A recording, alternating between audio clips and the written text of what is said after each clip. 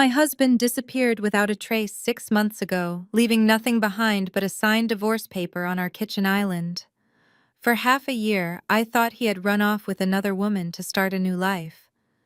But when I finally tracked him down, he was not living a life of luxury. He was hauling heavy bags of cement at a downtown construction site, covered in mud, and looking absolutely terrified. When I finally confronted him, the chilling secret he confessed about his family and what they had done in my name made my blood run cold. Before I continue this story, let me know where you are watching from in the comments below. Hit like and subscribe if you have ever had to stand up to toxic in-laws who severely underestimated your worth and intelligence. The heavy tread of my designer boots sank deep into the wet mud of the construction site.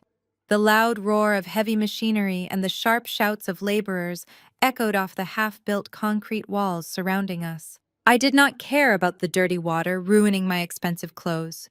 I only cared about the man standing exactly 50 feet away from me. Julian, my husband, the man who had promised to love and protect me only to vanish into thin air exactly 6 months ago. He was struggling to lift a massive, heavy bag of gray cement onto his tired shoulder. He looked incredibly thin, exhausted, and completely broken inside. It was a stark contrast to the pampered, wealthy son his mother Eleanor had spent her entire life raising. I walked right up to him with absolute purpose. The loud crunch of my heavy boots on the loose gravel made him turn around quickly. When his exhausted eyes finally met mine, all the warm blood drained instantly from his pale face. He dropped the heavy cement bag in complete shock. It hit the wet ground with a massive thud, sending a thick cloud of gray dust flying into the damp morning air. He looked exactly like a helpless deer caught in the bright headlights of an oncoming truck, terrified and completely pathetic. I did not scream at him. I did not cry a single tear. I simply reached into the deep pocket of my dark winter coat, pulled out the crumpled divorce document he had left on my pristine kitchen island, and threw it right at his muddy work boots. The white paper fluttered down slowly and landed perfectly in a dirty brown puddle right between his feet. "Maya," he stammered, his voice shaking uncontrollably. "What are you doing here today? How did you possibly find me in this place? I am a senior forensic accountant, Julian. I track missing millions for massive federal agencies every single day. Did you really think you could easily hide from me just by getting a cheap under-the-table job paying in cash?" I stepped much closer, closing the small distance between us. My voice remained dangerously calm and steady. "You owe me a very detailed explanation right now. Why did you suddenly leave our home without saying a single word?" He looked around the busy site, frantically wiping his incredibly dirty hands on his torn blue jeans. "Please, Maya, you absolutely cannot be here right now. If they somehow find out you found me, they will completely ruin both of us forever.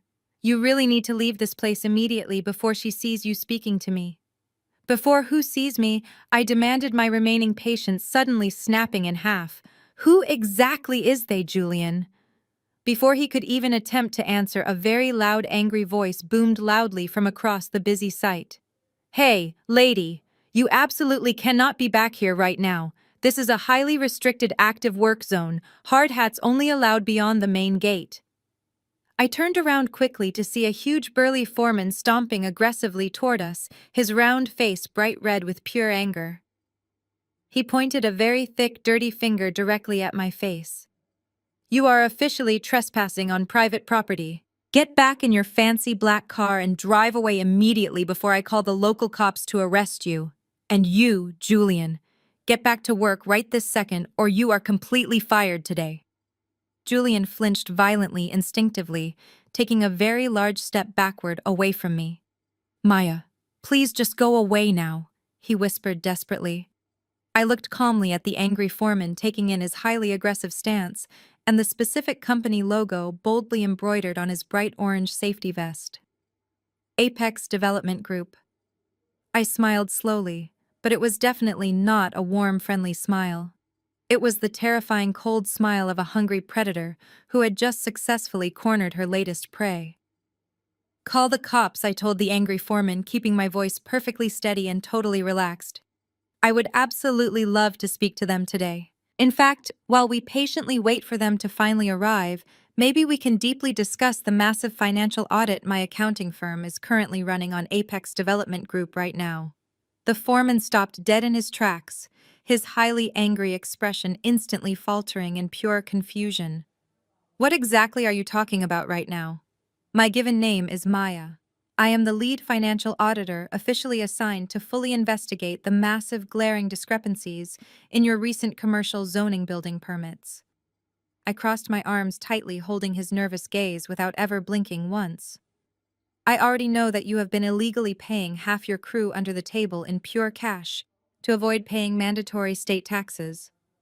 I also know all about the serious safety violations you illegally bribed the city building inspector to completely ignore last month. So do you still want to call the local cops on me? Or do you want to give my husband the next 15 minutes off so we can talk? The foreman swallowed hard and quickly stepped away from me. He looked down at the muddy ground in total defeat. I held the power to destroy his entire business today. Take 30 minutes, he muttered, turning his back on us. I did not watch him walk away into the distance. I kept my cold eyes locked entirely on my husband. Move, I commanded, pointing toward a narrow, damp concrete alleyway. Julian stumbled forward, dragging heavy work boots through the mud.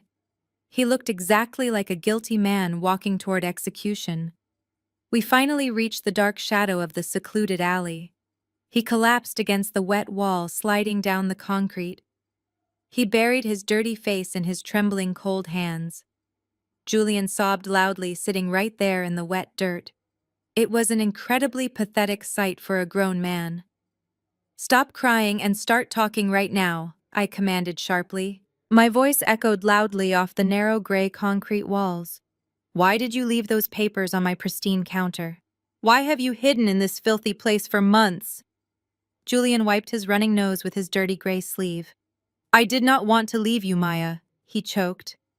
His chest heaved violently as he gasped for cold air. I swear I never wanted to leave our beautiful home. I did not run off with another younger woman, Maya. Then why are you sitting in the mud right now? I demanded, crossing my arms tightly against the cold wind. He took a ragged breath, refusing to meet my eyes. My mother and Chloe were the ones who made me. They forced me to disappear and never contact you again. Hearing my sister-in-law name made my jaw clench. Chloe was an entitled, wealthy woman who hated my background. She constantly reminded me I did not belong with them. What exactly did Chloe and Eleanor force you to do? I asked, my tone dropping to a very dangerous whisper. Julian pulled his muddy knees tightly against his shaking chest. They desperately needed a massive amount of money, he confessed. His older brother David made a terrible investment last year. He lost millions, and the family estate was heavily mortgaged. Chloe was absolutely desperate to maintain her high society image. She told my mother they needed an instant cash injection. If they failed, they would lose absolutely everything they owned. And what does their massive financial ruin mean for me? Why did you have to abandon your own loyal wife? I pressed, stepping closer until my boots touched his shoes. They took out a massive commercial real estate loan together. $8 million to buy an empty plot of land. They used a newly created shell company to hide everything, but they could not get the huge loan approved themselves. David ruined his credit and my mother tied her assets. They needed a pristine credit profile to secure federal funding. A freezing cold wave of realization violently crashed over me. I am a senior forensic accountant with a perfect score. I also hold a highly respected federal security clearance level. They used my identity, I stated, feeling pure furious adrenaline. Julian nodded weakly, keeping his sad eyes glued to dirt. Chloe forged your signature on all the official banking documents. She used her wealthy family connections at the regional bank. She bypassed the standard security checks to approve the loan. She told the bank manager you were entirely aware then. They leveraged your spotless financial record to steal $8 million. And then what exactly happened to the stolen loan money? I asked, my voice remaining eerily calm despite the truth. They immediately transferred the federal funds to secret offshore accounts. Julian cried loudly, gripping his messy hair in total despair. Chloe and my mother drained the shell company account completely. In less than 48 hours, the stolen money vanished. When the massive monthly loan payments inevitably default next week, the regional bank will immediately trigger a serious federal investigation. But they will not look at Chloe or my mother. The entire shell company is registered strictly under your name. You are the sole guarantor and the only criminal target. Everything suddenly clicked perfectly into place inside my sharp mind. The sudden disappearance and the total lack of daily communication. The neatly signed divorce papers left waiting on my counter. They did not just want to steal my perfect credit. They wanted to use me as the perfect innocent scapegoat. The divorce papers, I said, pointing at the crumpled document. That was their ultimate exit strategy to completely frame me. Julian nodded, sobbing much harder now as the truth spilled. Chloe said, if we filed for divorce and I vanished, it would make you look incredibly guilty to the authorities. It would look exactly like you stole the $8 million. Then you aggressively drove your loyal husband away from home. They told me if I did not play along obediently, they would plant false evidence to ensure I was arrested. I would go to federal prison right alongside you, Maya. They gave me $5,000 in untraceable paper cash. They told me to never ever contact you ever again. I stood there in the freezing, damp, narrow concrete alleyway. I looked down at the weak man I had married. He cowardly abandoned me to face a massive fraud charge, all because his elitist family wanted to protect their wealth. Most wives would have collapsed in the thick, wet mud. Most women would have panicked at facing decades in prison. But I did not shed a single tear for him. I did not scream or rage at his massive betrayal. Instead, I felt the corners of my mouth slowly curve. A sharp, dark smirk formed perfectly on my cold face. Chloe and Eleanor truly thought they were incredibly smart women. They thought because I grew up in a working neighborhood, they could easily use me and discard me like trash. I turned my back on my sobbing husband without uttering another single word. Let him sit in the cold mud and cry over his own pathetic choices. I walked briskly out of the filthy alleyway and climbed back into my sleek black SUV. I slammed the heavy door shut and started the engine. I did not drive back to my empty, quiet house to cry or pack my bags. I pulled up my digital calendar on the dashboard display. It was exactly 11 in the morning on a Sunday. I knew exactly where my elitist mother-in-law and my vicious sister-in-law were right now. Every single Sunday, without fail, Eleanor and Chloe hosted a lavish high society brunch at the extremely exclusive Heritage Pines Country Club. It was a highly restricted, predominantly white establishment where membership cost more than most people made in a decade. I gripped the leather steering wheel tightly and stepped heavily on the gas pedal. The drive to the luxurious country club took exactly 20 minutes. I did not bother changing my clothes or cleaning my dirty boots. I pulled my large vehicle right up to the front entrance, completely ignoring the shocked valet attendant, who rushed forward to open my door. I tossed him my keys and marched straight up the wide marble steps. The heavy glass doors slid open automatically, welcoming me into the grand lobby. The air inside smelled strongly of expensive floral perfume and old money. Conversations instantly stopped as I walked confidently across the pristine white marble floor. Wealthy older men in tailored golf shirts and women draped in designer pearls turned their heads to stare at me. A tall black woman with wet mud caked on her boots was definitely not their usual Sunday morning scenery. The severe-looking blonde hostess rushed out from behind her mahogany podium to block my path. "Excuse me, ma'am," she said, her voice dripping with fake politeness. "This is a private member-only club. You absolutely cannot be in here right now." I simply sidestepped her without even breaking my quick stride. "I know exactly where I am going," I replied coldly. I walked straight past the grand piano and pushed open the heavy mahogany double doors leading to the private dining terrace. The bright morning sunlight instantly hit my face. There were beautifully decorated round tables covered in crisp white linen and expensive silver flatware. Right in the very center of the luxurious terrace, sitting at the largest and most extravagantly decorated table, were my two favorite enemies, Chloe and Eleanor. They were laughing brightly while sipping their yellow mimosas, looking completely carefree and incredibly wealthy.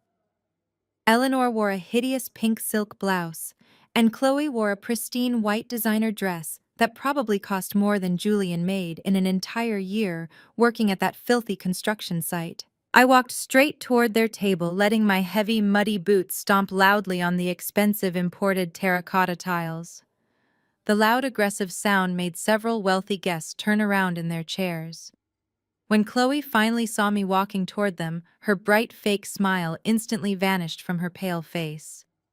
Eleanor actually gasped out loud, raising a shaking hand to her pearl necklace. Maya, Eleanor hissed sharply, looking around the terrace in absolute panic. What on earth are you doing here, ruining our private family brunch? You look like an absolute homeless person.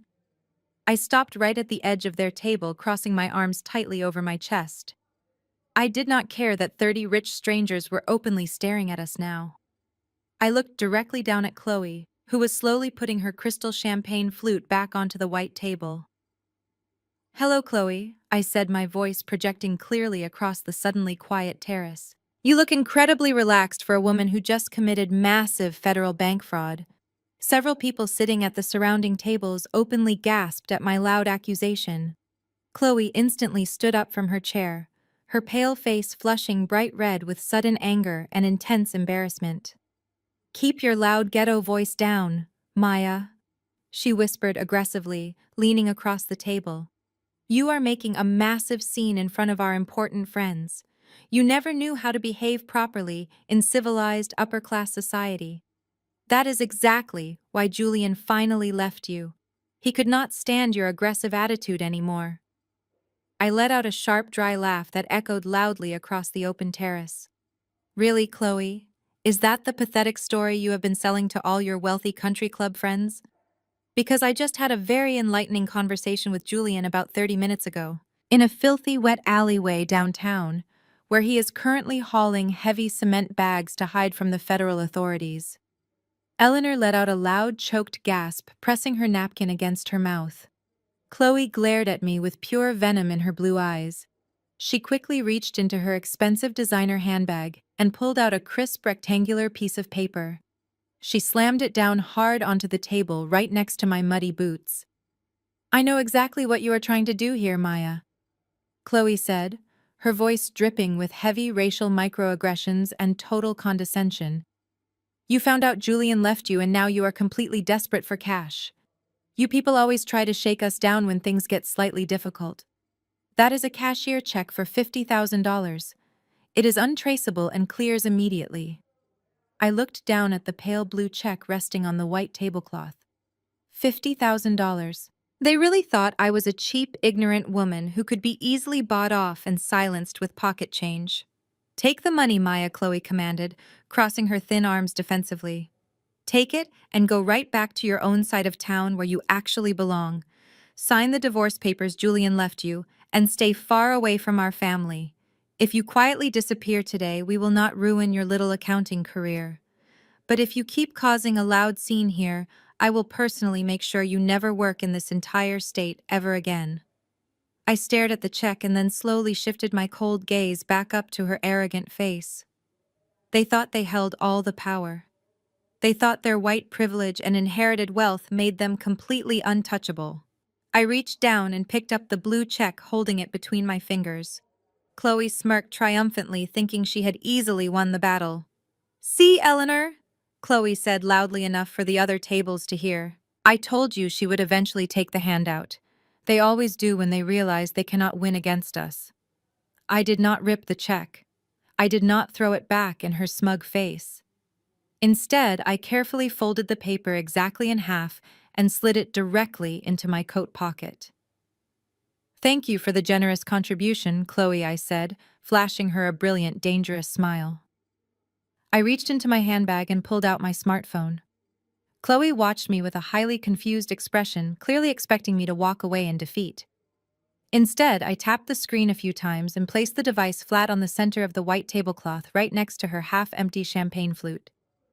I pressed the speakerphone button and waited, as the line rang loudly in the quiet country club air. Every single person sitting on the terrace was watching us now, completely captivated by the unfolding drama. A crisp professional male voice answered on the second ring. "Good morning, Maya. This is Richard from the Federal Compliance Division at First Heritage Bank. How can I assist you on this beautiful Sunday morning?" "Hello, Richard," I replied, keeping my voice bright and perfectly clear. "I am currently sitting with Chloe and Eleanor. I am holding a cashier check drawn from the newly formed Shell Company account. Could you please confirm the current status of that specific corporate account for me?" There was a brief pause, and the sound of rapid typing over the phone speaker. "Yes, of course, Maya.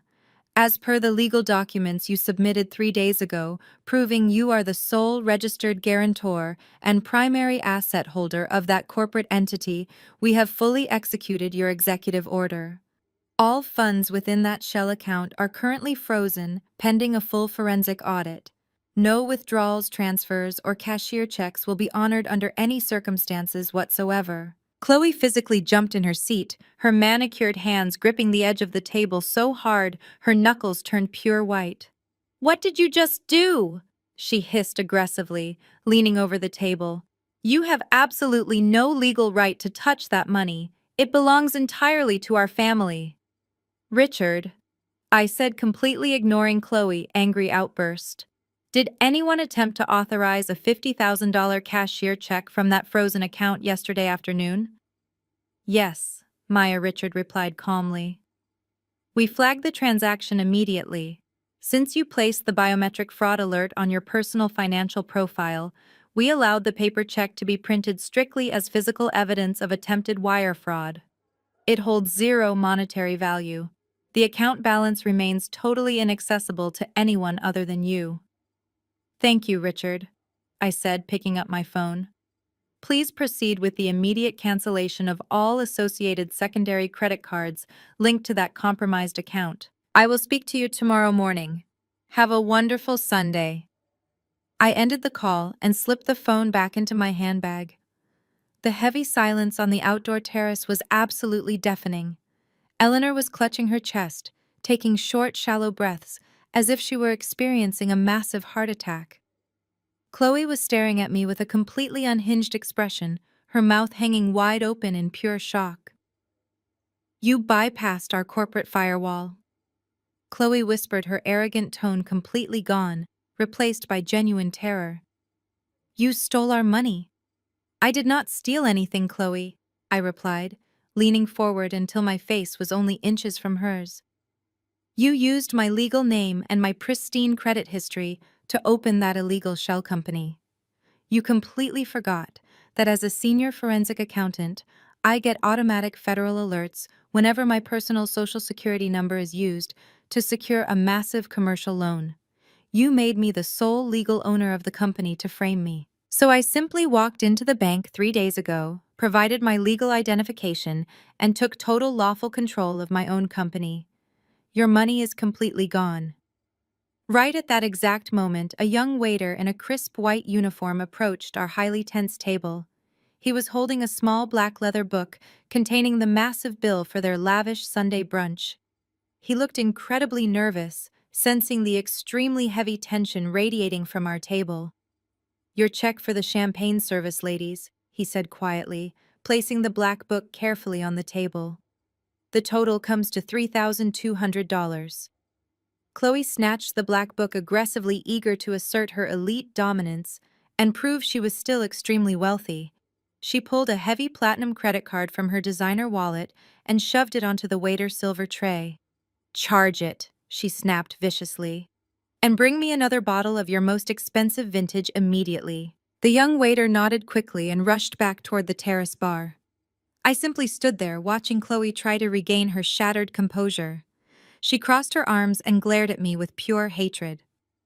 "You think freezing one single account will destroy us, Maya?" she spat venomously. "My family has been incredibly wealthy for 4 entire generations. We have trust funds and offshore accounts you cannot even begin to comprehend. We will absolutely crush you in court for this massive insult." Less than 2 minutes later, the young waiter returned. He was walking very slowly, and his face was completely flushed with deep embarrassment. He held the silver tray out toward Chloe with a shaking hand. The heavy platinum card was sitting right on top of the unpaid bill. "I am so incredibly sorry, Mom," the waiter stammered nervously, avoiding her angry eyes. "Your card was completely declined. The system says the account has been forcibly frozen by the primary guarantor." Chloe snatched the card from the tray, her face turning a bright, violent shade of red. "Run it again!" she screamed loudly, making the young waiter flinch backward. "There is no maximum limit on that platinum card. You clearly made a stupid mistake." "I ran it 3 times, Mom." The waiter apologized softly, stepping away from the table.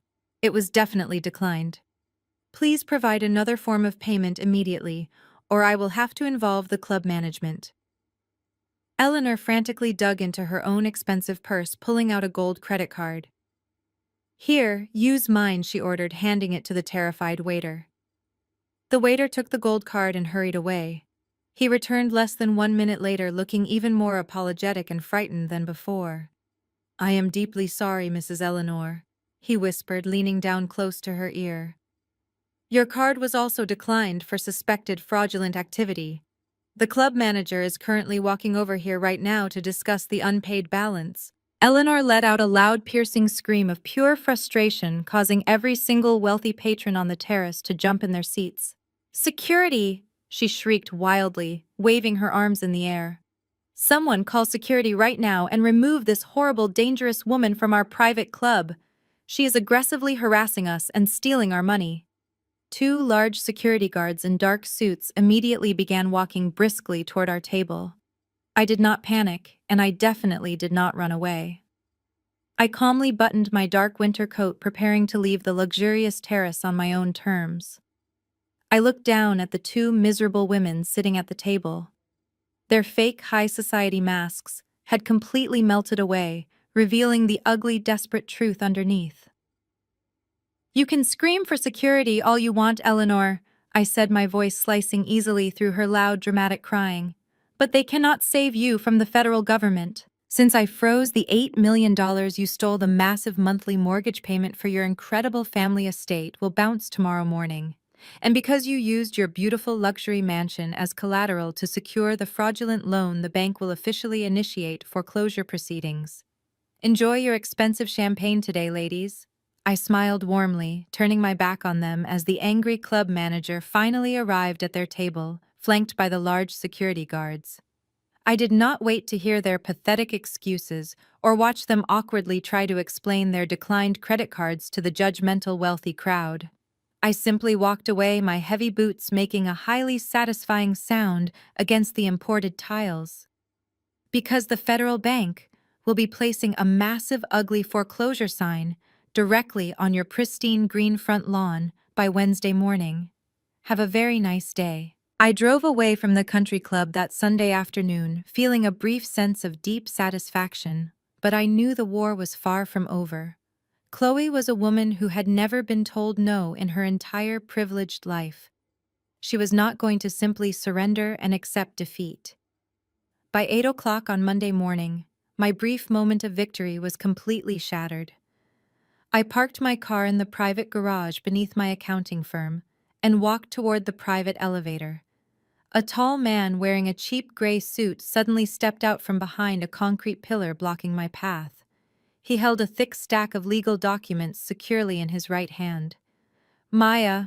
he asked, looking at a small photograph attached to his clipboard. "Yes," I replied, keeping my voice perfectly neutral.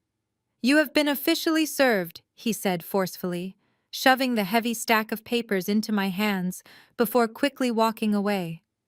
I stood alone in the cold parking garage, looking down at the massive pile of legal threats. The cover page displayed the bold, intimidating logo of Sterling and Vance. They were the most ruthless, expensive, and aggressive corporate law firm in the entire state.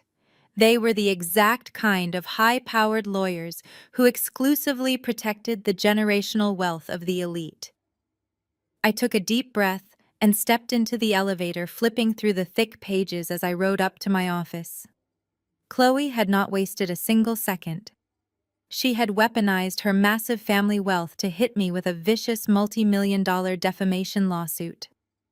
The lawsuit officially claimed I had publicly humiliated her and maliciously lied about her finances, causing severe emotional distress and ruining her pristine social reputation. But that was not the worst part. There was also a strict temporary restraining order officially barring me from coming within 500 feet of Chloe Eleanor or the family estate. The legal documents painted a highly distorted, completely false narrative. They officially accused me of being a bitter, unstable, and deeply jealous woman who had maliciously hacked into their private accounts because I was angry my husband had suddenly left me. I walked through the double glass doors of my firm and immediately knew something was terribly wrong. My front desk receptionist, Jessica, was frantically typing on her computer while holding her office phone tightly against her ear. She looked up at me with wide, terrified eyes. "Maya," she said, her voice shaking with pure panic. "The phones have been ringing non-stop since 7 this morning." "What is going on, Jessica?" I asked, walking quickly toward my corner office. "It is Vanguard Logistics and Horizon Medical," she explained, following closely right behind me. "Both of their chief financial officers called our office less than an hour ago. They are permanently terminating our forensic auditing contracts effective immediately." I stopped walking and turned to face her, feeling a sharp cold pain in my chest. Kais. Vanguard and Horizon were my two largest corporate clients. They provided nearly 40% of the total annual revenue for my entire accounting firm. Losing them both on the exact same morning was a catastrophic financial blow. "Did they provide a specific reason for the sudden termination?" I asked, maintaining my calm professional exterior despite the massive sudden pressure. Jessica nervously looked down at her tablet. "The chief financial officer of Horizon Medical specifically mentioned a highly disturbing rumor circulating through the local country club network this morning. He said he heard from a very reliable source that you are currently under active federal investigation for aggressively embezzling money from your own husband. He said the board of directors cannot risk associating their clean medical brand with an unstable, aggressive accountant who steals from her own family." My blood boiled instantly. Chloe was using her vast country club network to systematically destroy my professional career. She knew she could not legally access the frozen $8 million right now, so she decided to completely cut off my legitimate source of income instead. She was intentionally weaponizing the racist, angry black woman stereotype to make the wealthy white business community completely turn against me. She wanted to isolate me entirely. She wanted to drain my financial resources so I could not afford to fight her expensive lawyers in federal court. "Call them back right now," I instructed Jessica, walking into my office and throwing the heavy stack of legal papers onto my large glass desk. "Tell both of their offices that we officially acknowledge their sudden termination. Do not beg them to stay. Do not offer them any defensive explanations. Just politely close their corporate accounts and send them their final billing invoices today." Jessica looked incredibly worried. "But Maya, if we lose those two massive accounts, we will struggle to make our commercial rent payment next month." "We will survive this, Jessica," I promised her, staring out my large office window at the bustling city below. "Please hold all my incoming calls for the next 2 hours." Jessica nodded quickly and quietly closed my office door, leaving me completely alone. The immense pressure in the quiet room was almost suffocating. Chloe was actively trying to crush me under the massive weight of her inherited privilege. She wanted me to panic and surrender the frozen shell company account just to save my own accounting business. I sat down in my leather chair and pulled the threatening legal documents toward me. The lawyers from Sterling and Vance had included a formal settlement offer, tucked neatly at the very back of the thick pile. It stated that if I immediately unfroze the $8 million bank account and signed a permanent non-disclosure agreement, they would completely drop the defamation lawsuit and publicly clear my professional name. It was a blatant, illegal extortion attempt wrapped neatly in expensive legal terminology. They were heavily banking on my fear. They thought I would crumble under the intense pressure of losing my successful business and my hard-earned reputation. But they fundamentally misunderstood who they were fighting. I did not inherit my success like Chloe did. I built my entire accounting firm from the ground up, relying on nothing but my own sharp intellect and relentless determination. I reached for my desk phone and dialed the direct number for my own personal attorney. The war had officially moved from the country club terrace into the ruthless corporate battlefield, and I was absolutely ready to destroy their entire legal strategy piece by perfectly calculated piece. 2 days later, I walked into the massive glass-enclosed conference room at the downtown offices of Sterling and Vance. The room was designed to be intentionally intimidating. The long table was carved from a single piece of dark mahogany, and the floor-to-ceiling windows offered a dizzying view of the city skyline.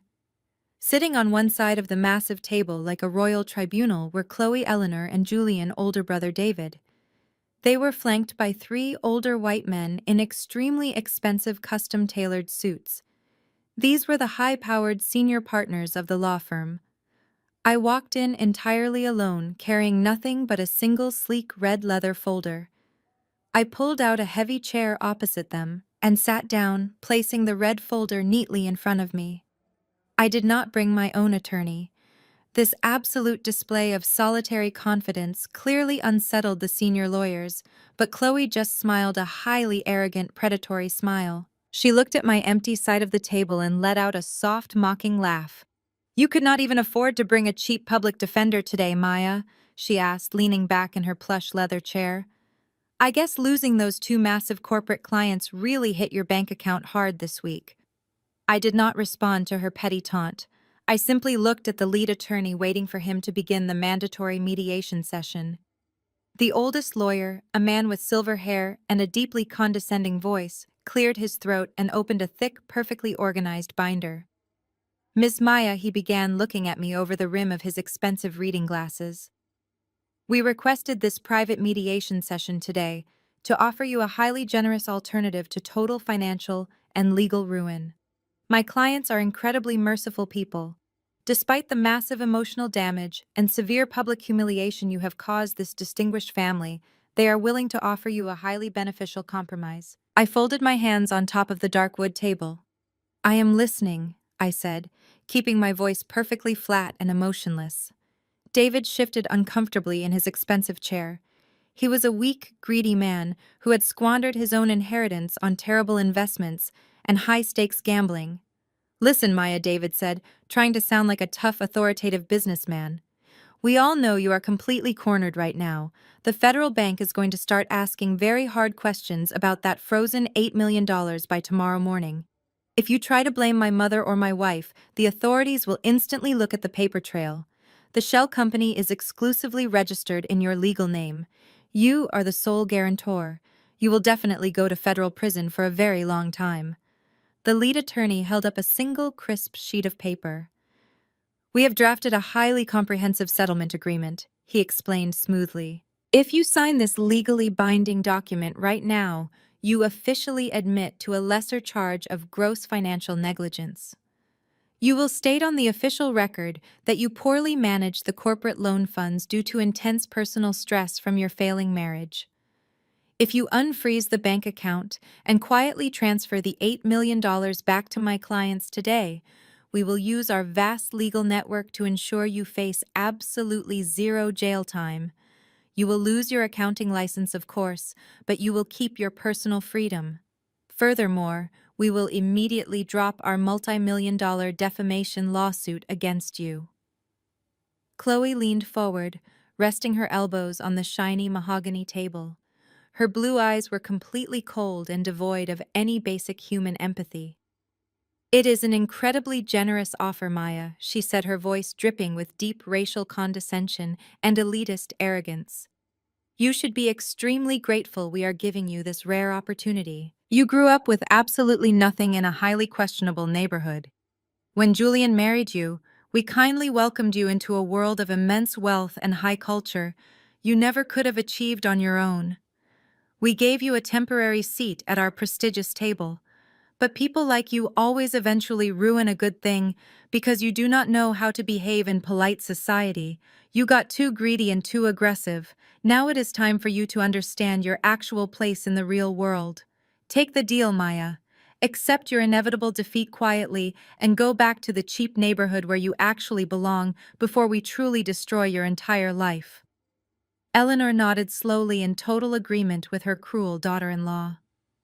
You should be thanking us for our incredible mercy, Maya Eleanor added, clutching her expensive designer handbag. We are saving you from wearing a cheap orange prison jumpsuit. Just sign the document and leave our distinguished family alone forever. I sat perfectly still, absorbing their incredible arrogance and disgusting racism. They genuinely believed their skin color and their inherited trust funds made them completely invincible. They thought my silence was a clear sign of absolute terror. They thought they had successfully backed a frightened, helpless woman into a dark corner. They expected me to reach for the silver pen sitting on the table and desperately sign my entire life away just to escape their vicious wrath. I looked directly at the attorney, then David, Eleanor, and finally Chloe. I did not yell or bang my fists on the mahogany table. I smiled. It was a terrifying smile that changed the entire atmosphere. You think you hold all the winning cards? I asked, my voice echoing softly. You brought 3 lawyers to intimidate me. You brought an illegal document expecting me to simply surrender my career. You thought I came alone because I was too poor to hire an attorney, or too frightened to defend myself against your family. I slowly moved my hands off the table and rested them on the red leather folder right before me. I slowly slid the sleek red leather folder across the polished mahogany table. It glided smoothly, stopping exactly in front of the arrogant silver-haired lead attorney. He looked down at it with a highly patronizing smirk, clearly assuming I had written a desperate counteroffer or apology letter. Go ahead and open it, I said, leaning back into my chair, crossing my arms. Consider it my official counter-proposal to your generous settlement offer. The older attorney let out a heavy sigh, adjusting his expensive glasses before flipping open the red cover. He expected to find my signature surrendering my entire life. Instead, his eyes landed on a massive stack of highly detailed financial spreadsheets, federal property deeds, and banking logs. His arrogant smirk instantly vanished. The deep wrinkles on his forehead deepened as he frantically flipped through the thick pages. His 2 junior partners leaned in closely, their eyes scanning the dense columns of forensic data. The heavy silence quickly shifted from arrogant confidence to suffocating tension. What exactly is this garbage?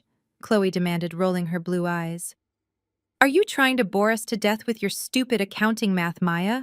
Just sign our document and leave.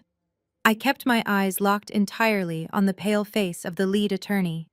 I want to talk about the incredible commercial real estate investment your clients made last month. I began, my voice projecting clearly across the room. The spectacular empty plot of land they purchased using my forged signature and an $8 million federal bank loan. David bragged about how Chloe had secured a brilliant deal through her elite connections. It is a brilliant deal, David snapped angrily, gripping the edge of the table. That land is situated perfectly near the new highway development. It will easily triple in value within 5 years. I let out a sharp, amused laugh. You really are incredibly stupid, David. Did any of you bother to run an environmental survey before signing the final purchase agreement? Of course not. You assumed your inherited wealth made you the smartest people in the room. I pointed a steady finger at the open red folder. Look at page 7 of my forensic audit. The lead attorney quickly flipped to the exact page, his hands visibly shaking now. That highly valuable land you purchased is officially classified by the Environmental Protection Agency as a Level 4 toxic Superfund site, I stated coldly. It was previously used as an illegal chemical dumping ground in the 1980s. The soil is heavily contaminated with highly toxic industrial waste. It is legally undevelopable. You cannot build a shopping mall or housing complex on it. You cannot even plant a single tree on it. It is literally worth absolutely $0. Furthermore, the federal government mandates that whoever legally owns that toxic land must immediately pay for its complete environmental cleanup. That will cost roughly $2 million out of pocket. Eleanor let out a loud, choking sound, clutching her diamond necklace. She turned her terrified eyes toward Chloe, who was staring blankly at the mahogany table. Chloe forced a weak, nervous laugh. "That does not matter, Maya," she said, trying to sound confident, but failing miserably. "Even if the land is totally worthless, the $8 million loan is still completely registered under your legal name. You are the sole guarantor of the shell company. You are still the one going to federal prison for defaulting on the payments. We already transferred the cash into our offshore accounts. We are completely safe." I leaned forward, resting my elbows firmly on the table. "That brings me to the second part of my official audit," I said, smiling directly into her terrified blue eyes. "Look at page 14, counselor." The lead attorney quickly turned the pages. He began reading the highlighted legal text and suddenly gasped out loud. He looked up at me with absolute horror in his old eyes. "You embedded a federal biometric lock clause," he whispered, his voice trembling with pure shock. "Yes, I did," I replied, maintaining my unyielding eye contact with the lawyers. 5 years ago, when I received my top-secret federal security clearance, I legally embedded a biometric fraud lock directly into my personal credit profile and social security number. It dictates that any commercial loan exceeding $50,000 requires my physical fingerprint and retina scan to be legally binding. Chloe, you thought forging my signature on a few pieces of paper was enough. You thought your wealthy banking connections could bypass standard security protocols. The older attorney wiped cold sweat from his pale forehead. "Because the biometric verification completely failed, the initial loan contract automatically triggered a null and void protocol under federal banking regulations," he explained to his confused clients, his voice rising in panic. "What does that mean?" David demanded, slamming his fist on the table. "Speak plain English, you idiot. It means the loan was issued under severe fraudulent pretenses," the attorney yelled back, losing his professional composure entirely. "And according to the specific federal clauses, Maya embedded the total financial liability does not default to the shell company. It immediately and automatically reverts directly back to the primary beneficiaries who physically received the stolen funds." The system tracked the exact routing numbers and the specific computer IP addresses used to authorize the offshore wire transfers. The heavy reality of my words finally crashed down upon the wealthy family. "The entire $8 million debt is no longer registered in my name," I stated, my voice echoing with absolute finality. "The federal banking system automatically reassigned the massive debt yesterday afternoon. It is now permanently attached to your personal social security numbers, Eleanor and Chloe. You are completely on the hook for the $8 million, plus the $2 million toxic cleanup fee." Chloe let out a loud, piercing scream of pure, unhinged rage. She lunged forward, trying to grab my face, but David quickly grabbed her shoulders. David struggled to hold his furious wife back as she thrashed violently against his grip. Her pristine blonde hair fell out of its perfect styling, and her face contorted into an ugly mask of pure desperation. "Let me go!" she shrieked, kicking her expensive heels against the heavy mahogany table. "I am going to destroy you, Maya. You cannot do this to me. I am a Sterling. My family built this city. You are nothing but a cheap accountant from the slums." I did not flinch or move a single inch from my comfortable leather chair. I simply watched her completely unravel. The three expensive lawyers were not yelling or threatening me anymore. Instead, they were frantically shoving their legal documents back into their premium leather briefcases. They wanted absolutely nothing to do with this massive, toxic mess. Miss Maya, the lead attorney, said, his voice completely devoid of its former arrogance. He refused to even look at Chloe or Eleanor.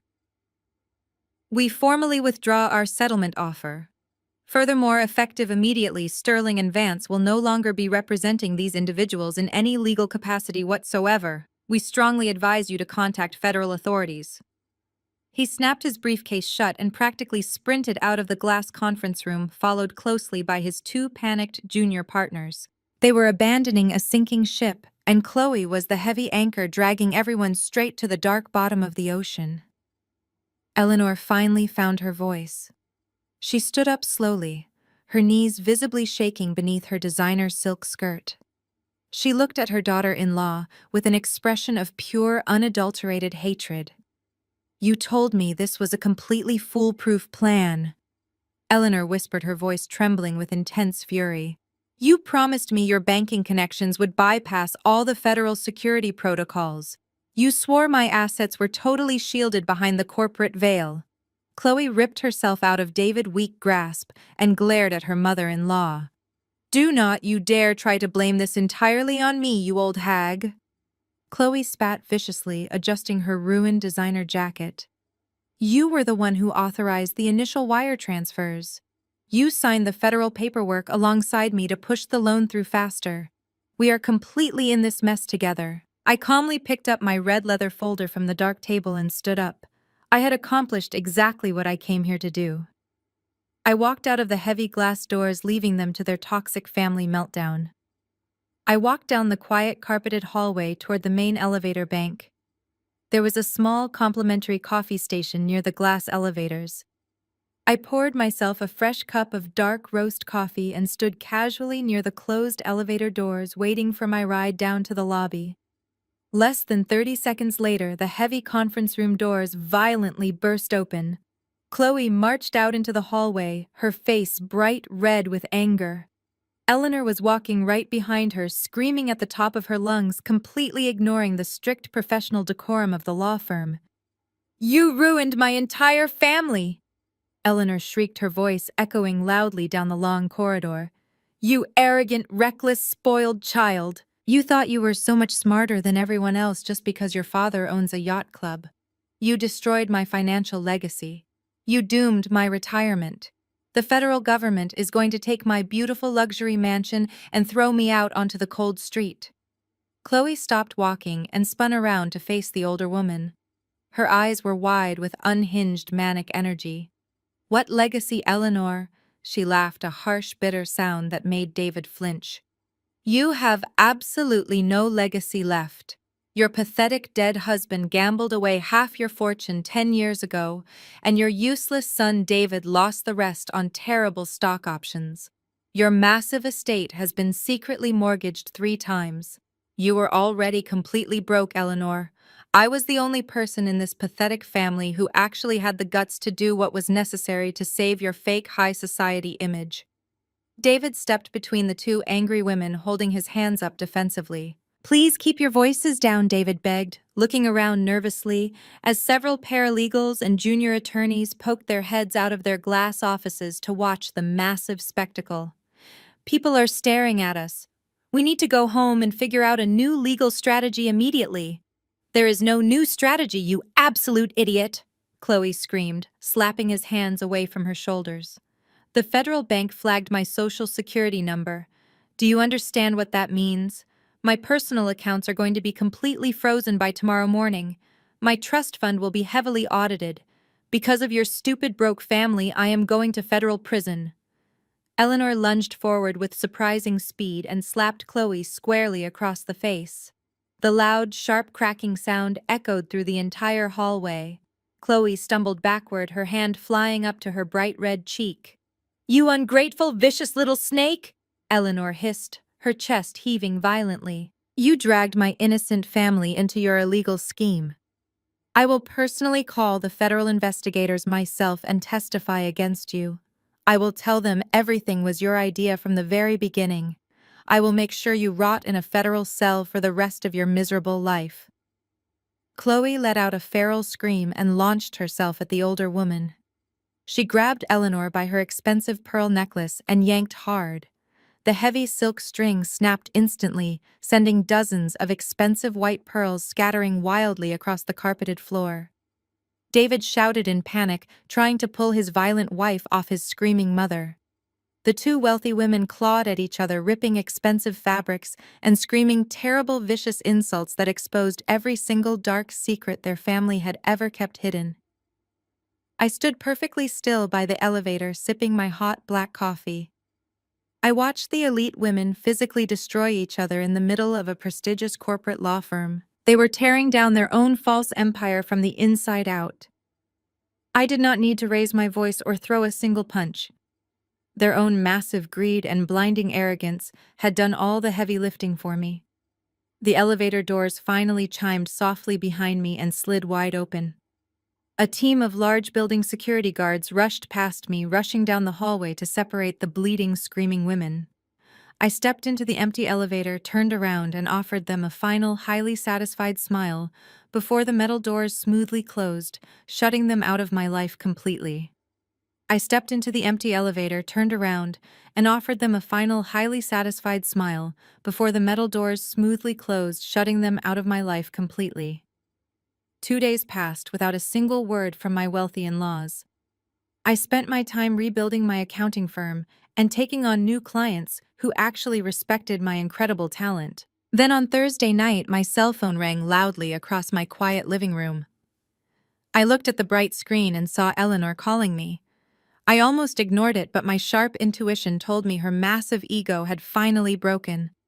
I answered the phone and her loud, desperate sobbing immediately filled my ear. "Maya, you have to help us," Eleanor cried, her voice completely devoid of its usual arrogant country club tone. "Julian has been arrested, and they are going to transfer him to the maximum security county jail tonight."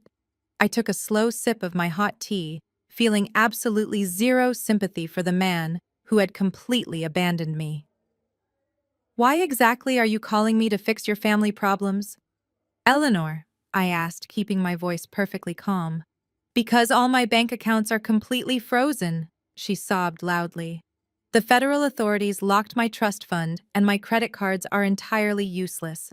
I do not have the $2,000 in cash to post his bail. Please, Maya, he is sitting in a holding cell and he is completely terrified." I asked her what exactly he had done to get arrested. Eleanor admitted that Julian had completely run out of the $5,000 Chloe had given him. He was starving and desperate. He walked into a high-end grocery store and tried to steal food and basic hygiene supplies. The store security caught him immediately. When the local police ran his legal identification, they found outstanding federal warrants linked directly to his sudden disappearance and the massive bank fraud investigation. Chloe completely threw him under the bus. I told Eleanor I would meet her at the downtown police station in 20 minutes. I did not do this out of love or lingering loyalty for my cowardly husband. I did it because I suddenly realized Julian was the perfect pawn to deliver the final crushing blow to Chloe and David. I drove my black SUV through the dark city streets and arrived at the brightly lit police station. Eleanor was sitting on a hard wooden bench in the dirty waiting room, looking incredibly old and completely exhausted. She wore a stained, wrinkled sweater and had dark, heavy bags under her eyes.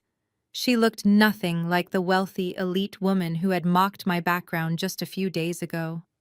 I walked right past her without saying a single word and approached the heavy glass window at the front desk. I paid the $2,000 cash bail using my own money. The tired police officer stamped the release paperwork and told me to wait near the heavy steel doors. 10 minutes later, the thick doors buzzed loudly and swung open. Julian walked out looking absolutely terrible. He was wearing the same dirty clothes from the construction site and smelled like stale sweat and cheap jailhouse soap. He saw me standing there and immediately looked down at his ruined shoes in total shame. "Maya," he whispered, his voice cracking with dry emotion. "Thank you so much for paying my bail. I swear I will pay you back every single cent." I grabbed his dirty arm tightly and pulled him away from his crying mother. We walked into a small, empty consultation room near the vending machines. I closed the heavy wooden door behind us, ensuring total privacy. "I am not doing this because I care about you, Julian," I stated coldly, looking directly into his terrified eyes. "I am doing this because you are going to help me completely destroy Chloe and your brother. If you refuse my generous offer right now, I will immediately revoke your cash bail and let the federal officers drag you straight to prison for your active role in the bank fraud." Julian shook his head rapidly, his eyes wide with absolute panic. "I will do whatever you want, Maya," he promised desperately. "Just please do not let them send me back to that horrible cell." I reached into my deep coat pocket and pulled out a tiny black device. It was a high-tech micro-recorder commonly used by corporate investigators. It was no larger than a standard shirt button. I pressed the device firmly into his shaking hand. "You are going back to the luxury family estate tonight," I instructed him, my tone completely authoritative. "I know Chloe and David are currently locked inside the main study, frantically trying to hide their illegal paper trail before the federal agents inevitably raid the huge mansion. You are going to walk straight into that study and you are going to make Chloe talk. I want a clear recorded confession proving she orchestrated the entire $8 million fraud. I want her to admit she forged my specific signature." Julian looked down at the tiny recording device in his dirty palm. "But Chloe hates me right now," he stammered nervously. "She will immediately suspect something is wrong if I just start asking her highly specific questions about the stolen money." "Then you need to be smart and highly manipulative for the very first time in your entire life, Julian," I replied, crossing my arms. "Act incredibly desperate. Tell her the local police are heavily questioning you about the shell company. Tell her you are ready to completely confess everything to the federal investigators unless she gives you enough money to flee the country. Force her into a tight corner until she starts aggressively bragging about how easily she tricked the bank. She possesses a massive, arrogant ego. She will definitely not be able to resist explaining her brilliant criminal mastermind plan." Julian swallowed hard, nodding his head slowly as he finally understood the dangerous assignment. "And what happens to me after I get the recorded confession for you?" he asked quietly. "Once you hand me this recording device with her full confession, I will give you another $5,000 in untraceable cash," I promised smoothly. "I will let you completely disappear before the federal agents lock down the entire city. You can finally start your new cowardly life far away from me and your toxic family." Julian tightly gripped the micro-recorder, closing his fist around it. "Deal," he whispered. I opened the heavy door and walked him out to my large vehicle. I drove him across the dark city, stopping my car 2 blocks away from the massive family estate. The huge mansion was completely dark except for one single bright light shining from the second-floor study. I knew exactly what they were doing up there. They were desperately shredding every single physical document connecting them to the offshore accounts. I looked at Julian as he opened the passenger door. "Turn the device on right now and do not take it off until you are back in my car," I commanded sharply. "Do not fail me, Julian. Your entire freedom heavily depends on her absolute downfall tonight." He nodded once, stepping out into the cold night air, and began walking slowly toward the large iron gates of the estate, ready to face the absolute monster his family had created. He nodded once, stepping out into the cold night air, and began walking slowly toward the large iron gates of the estate, ready to face the absolute monster his family had created. The iron gates were slightly open. Julian slipped through the narrow gap, making no sound on the driveway. The grand estate looked quiet, but he knew exactly where to go. He quietly unlocked the heavy oak front door, using the spare key he kept hidden in his shoe for months. The grand foyer was completely dark and eerily silent. From the top of the sweeping marble staircase, he could hear the grinding noise of a heavy-duty paper shredder. He took a deep breath, feeling the tiny micro-recorder pressed tightly against his chest. He climbed the marble stairs, gripping the wooden railing to keep his hands from shaking. The door to his father's old mahogany study was wide open. The room was a disaster zone. Thick stacks of financial documents and legal files were scattered wildly across the expensive Persian rug. David was frantically feeding thick folders into a large industrial shredder, his face drenched in nervous sweat. Chloe was sitting behind the massive wooden desk, furiously typing on a laptop with a crazed look in her bright blue eyes. Julian stepped fully into the bright doorway. "Hello, David," he said quietly. David jumped violently, dropping a thick stack of papers onto the floor. He spun around, his eyes wide with absolute shock. "Julian?" he gasped, clutching his chest. "What are you doing here tonight?" Mother said you were locked in a maximum security holding cell downtown. How did you get out? Chloe immediately slammed her laptop shut and stood up. Her eyes narrowed into dangerous, suspicious slits. Who posted your cash bail, Julian? She demanded, her voice sharp and highly accusatory. Did you suddenly find a hidden bank account? Or did you make a dirty deal with the local police to save your own skin? Julian leaned heavily against the wooden doorframe, deliberately playing the part of a broken, desperate man pushed entirely to the brink. The police let me go on a temporary release. He lied smoothly, keeping his voice incredibly shaky and weak. They know absolutely everything, Chloe. The federal agents spent 3 hours interrogating me in a small dark room. They have the loan documents. They know the shell company is tied to this specific house. I told them I would confess exactly how you did it if they gave me a plea deal, but I need money to run away tonight. Give me $50,000 in cash right now, or I am going straight back to the federal investigators tomorrow morning. Chloe let out a harsh, cruel laugh, walking slowly around the heavy wooden desk. She crossed her arms, staring at his dirty clothes with pure disgust. You are a terrible liar, Julian, she sneered coldly. You do not have the guts to talk to the federal authorities. You are just a pathetic coward begging for loose change because your brilliant wife finally threw you out like the garbage you are.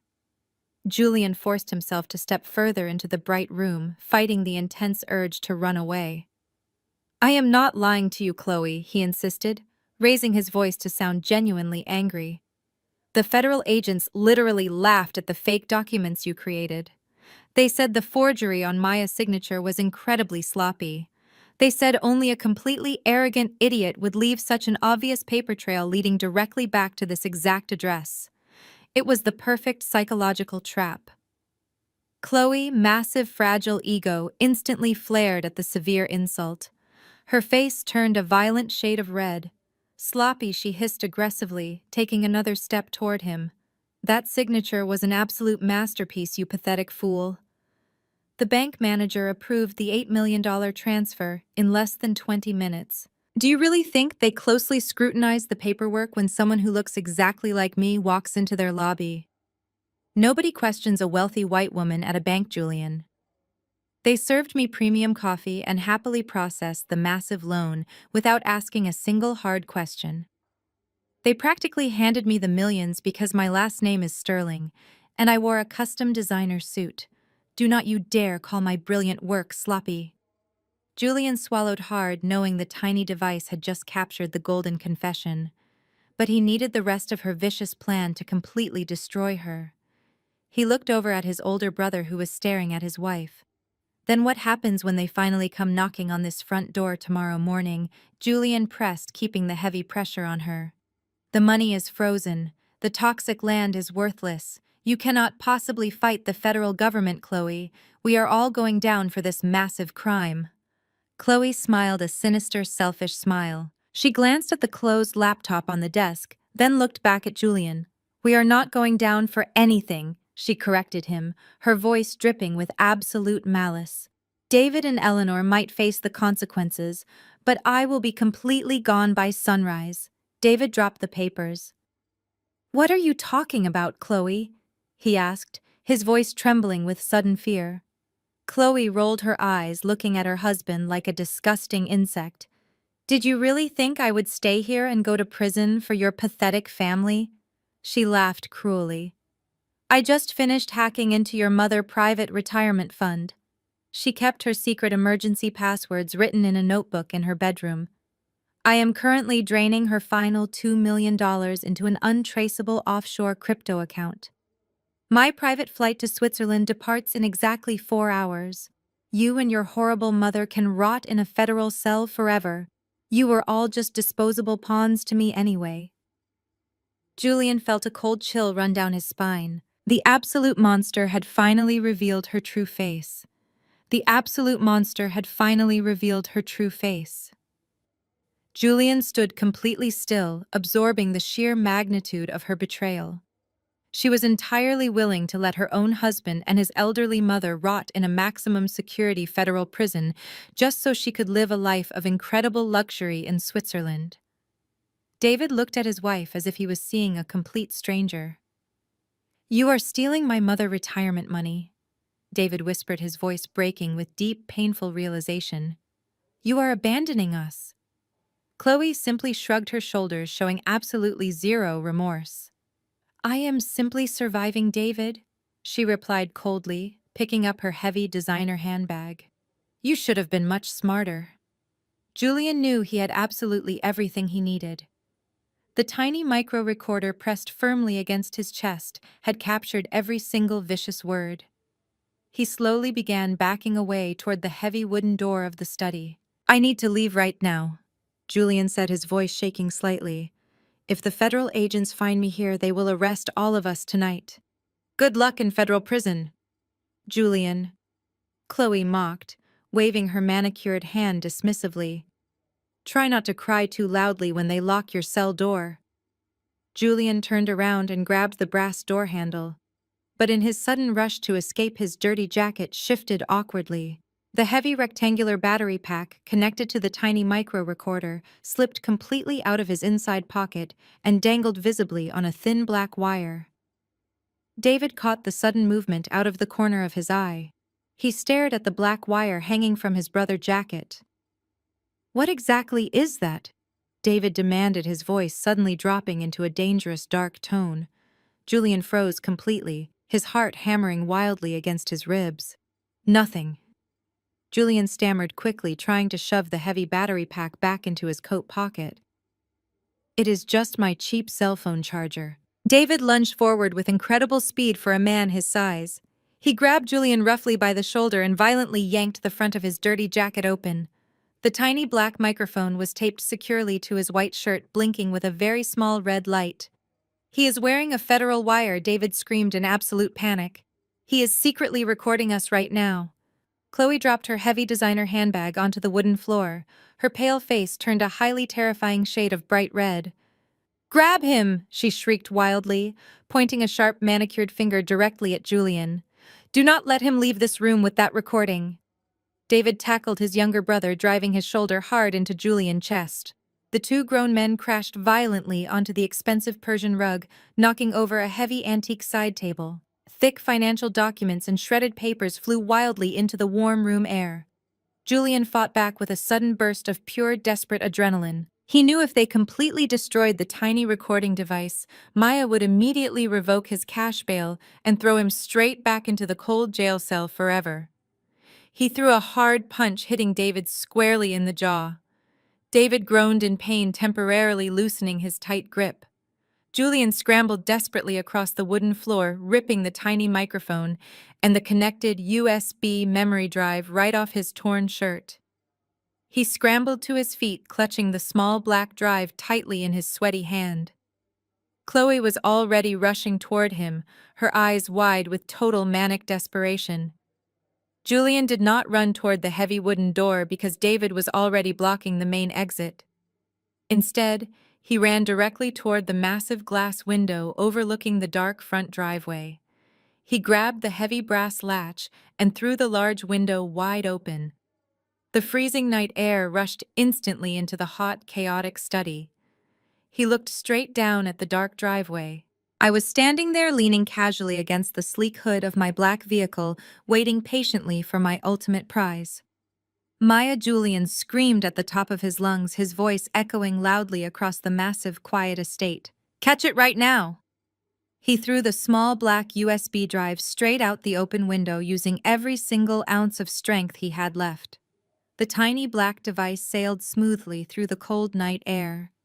I reached out and caught it perfectly in my right hand. I looked up at the bright second-floor window just as David violently tackled Julian from behind, dragging him forcefully away from the open frame. I smiled tightly, slipping the incredibly valuable recording right into my deep coat pocket. The trap was finally set, and the ultimate bait was completely secured. Suddenly, the heavy wooden front doors of the massive mansion violently burst open.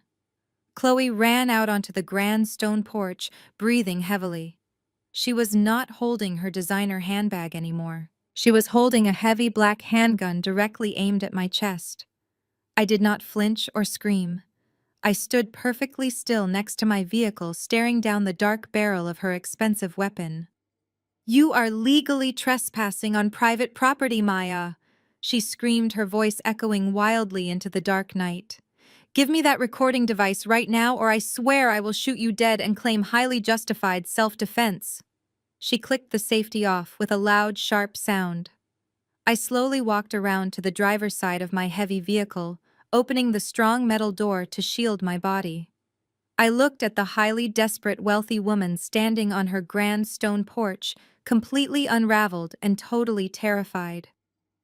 "You are not going to shoot me, Chloe," I said, keeping my voice perfectly calm and steady, "because firing a loud weapon in this quiet neighborhood will very quickly bring the local police here tonight.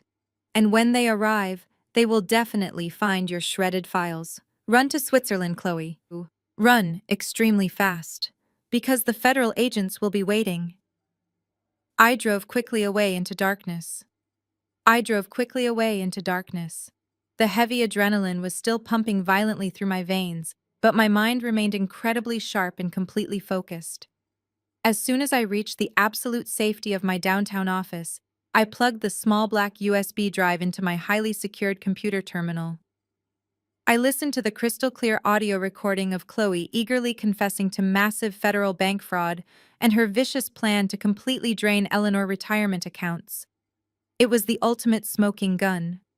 I did not immediately call the local police. Local authorities could be easily bought or heavily influenced by the wealthy Sterling family connections. Instead, I packaged the audio file alongside my comprehensive forensic audit and sent it directly to the regional director of the Federal Bureau of Investigation. Then I made one final extremely important phone call to the current board of directors for the City Heritage Charity Foundation. I knew exactly where Chloe was going to be on Saturday night, and I was going to ensure her absolute downfall was as public and humiliating as possible. Exactly 48 hours later, the grand ballroom of the highly prestigious downtown Plaza Hotel was completely transformed into a spectacular vision of incredible wealth and high society glamour. It was the night of the annual City Heritage Charity Gala. This was the most exclusive, highly anticipated social event of the entire year for the city elite. Massive crystal chandeliers cast a brilliant, warm glow over dozens of perfectly arranged dining tables covered in imported silk tablecloths and towering floral centerpieces. A live classical orchestra played soft, elegant music in the background, while waiters in crisp white tuxedos carried silver trays of expensive champagne and rare caviar through the incredibly wealthy crowd. Every single important judge, powerful politician, and wealthy business tycoon in the entire state was currently standing in that massive room. And right in the very center of all this magnificent luxury stood Chloe. She made her grand entrance wearing an absolutely breathtaking custom-designed silver evening gown that easily cost $20,000. Diamonds sparkled brightly around her pale neck, and her blonde hair was styled in flawless, elegant waves. She looked exactly like the perfect, generous philanthropist she constantly pretended to be. Tonight was supposed to be her ultimate crowning achievement. In less than 2 hours, she was officially slated to be announced as the brand new president of the entire foundation. It was a highly powerful position that would permanently cement her elite status in the high society world. But more importantly, it would give her direct, unrestricted access to the massive charity endowment funds. As Chloe elegantly strutted across the polished marble floor, she felt completely invincible. In her highly arrogant mind, she had already won the massive war. She firmly believed she had successfully outsmarted everyone, including me. She had spent the last 2 days secretly transferring the stolen $2 million from Eleanor private retirement accounts into a highly untraceable offshore cryptocurrency wallet. She already had her luxury luggage completely packed and hidden in the trunk of her private limousine, currently waiting in the VIP hotel parking garage. Her first-class private flight to Geneva, Switzerland, was officially scheduled to depart exactly at midnight. She planned to smile for the expensive cameras, accept her prestigious charity award, and then quietly slip out the back doors before anyone even realized she was permanently gone. Chloe smiled brilliantly as the current foundation president, a wealthy older man named Richard, approached her with a warm, welcoming embrace. "You look absolutely stunning tonight, Chloe," Richard said, holding her hands affectionately. "The entire board is incredibly excited to officially pass the leadership torch to you later this evening. Your family has always been a massive pillar of incredible generosity in our beautiful city." Chloe let out a soft, perfectly practiced laugh, placing a gentle hand on his arm. "Thank you so much, Richard," she replied, her voice dripping with fake humility and toxic sweetness. "I am just incredibly honored to continue my family-long legacy of giving back to our wonderful community. Giving to those who are less fortunate is my absolute true passion in life." She turned smoothly away from him to greet a highly powerful state senator, completely ignoring the sharp buzzing of her cell phone hidden inside her small diamond clutch. It was David calling her for the 15th time that evening. Since her dramatic exit from the mansion, David and Eleanor had been locked inside the family estate, drowning in absolute panic. They had discovered the massive missing funds from the retirement accounts and finally realized Chloe had completely betrayed them. But Chloe did not care about their pathetic desperation anymore. She briefly opened her clutch, silenced the ringing phone, and took another sip of her expensive vintage champagne. They were nothing but dead weight to her now. She looked around the massive crowded ballroom, feeling an incredible rush of pure, arrogant superiority. She looked at the wealthy women dripping in expensive jewels and the powerful men smoking imported cigars. She believed she was infinitely smarter than every single person in that room. She believed she had successfully committed the perfect financial crime and was literally hours away from total, absolute freedom. She took a deep breath, inhaling the sweet scent of victory. She thought about my desperate face in the dark driveway 2 nights ago and smirked. I was probably hiding in my small apartment, trembling with fear, waiting for the federal bank investigators to violently kick my front door down. I was exactly where I truly belonged, completely destroyed and thoroughly defeated. A loud, beautiful chime rang softly through the massive overhead speakers, gently signaling the wealthy guests to finally take their assigned seats for the main presentation. Chloe confidently handed her empty crystal glass to a passing waiter. She smoothed the front of her stunning gown, preparing to confidently step up onto the grand illuminated stage to claim her prize. Then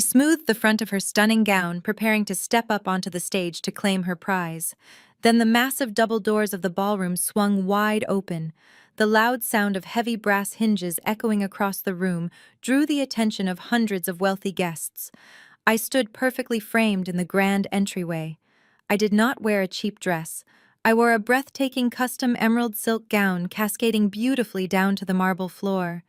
The rich color complemented my dark skin, making me look like undeniable royalty.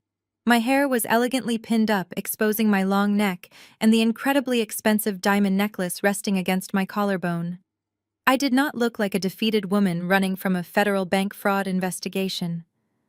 I looked exactly like a highly powerful executive who owned the entire building. The classical live orchestra stopped playing their soft music. A heavy, stunned silence washed over the massive ballroom. The wealthy crowd parted, forming a wide, clear path for me as I confidently walked forward. My designer heels clicked rhythmically against the expensive marble floor. Every eye in the room was locked directly on me. I kept my posture perfectly straight and my expression completely unreadable. I was a highly dangerous predator walking calmly into a massive cage full of terrified mice. Up near the front of the stage, Chloe completely froze. Her fake philanthropic smile instantly melted away, replaced by a look of pure, unadulterated horror. Her pale hands began shaking so violently she nearly dropped her expensive diamond clutch onto the floor. She recognized me immediately. I was the absolute last person on earth she ever expected to see tonight. In her highly arrogant mind, I was supposed to be completely destroyed, removed from her perfect high society world forever. Seeing me standing there looking infinitely more powerful and elegant than she ever could completely shattered her fragile reality. Chloe's frantic eyes darted rapidly around the crowded room, realizing her wealthy friends were staring openly at the beautiful, confident black woman stealing her entire spotlight. Her deep, racist entitlement quickly overrode her initial overwhelming shock. She signaled aggressively to the head of hotel security, a large, muscular man wearing a dark, tailored suit and discreet earpiece. She marched quickly across the floor, desperate to intercept me before I could reach the center tables. "What are you doing here, Maya?" Chloe hissed viciously, keeping her voice low so the surrounding guests could not hear her panicked threats. "You are not on the guest list. You do not belong in this room or in this elite society. Turn around and walk out those doors right now before I have you violently thrown out into the dirty street." I did not stop walking. I simply slowed my pace, maintaining absolute control of the intense situation. "I belong exactly wherever I choose to be." "Chloe," I replied, my voice completely calm and smooth. "And tonight, I chose to attend the most important financial event of your entire life." The large security guard finally reached us, stepping firmly between me and the charity tables. "Excuse me, ma'am," the large man said, his voice deep and highly authoritative. "Mrs. Sterling has officially requested your immediate removal from this private charity gala tonight.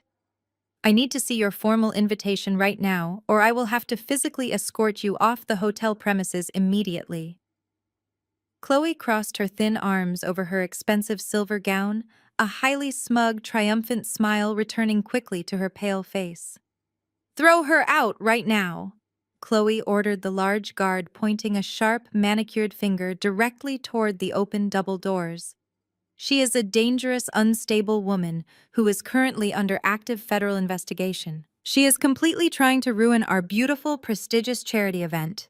Several wealthy guests sitting at the nearby tables began whispering loudly, clearly shocked by the massive unfolding drama. They were watching eagerly, waiting to see the arrogant, elite white woman successfully humiliate me in front of the entire city. I did not panic. I did not raise my voice or act aggressively. I simply reached into my small, elegant emerald clutch and pulled out a thick, heavy black card completely adorned with the official gold seal of the City Heritage Charity Foundation. I did not hand the card to the security guard. I held it up perfectly so Chloe could clearly see the bright gold lettering printed sharply across the front. "You are highly mistaken, Chloe," I stated, projecting my voice just enough so the surrounding tables could hear every single word perfectly.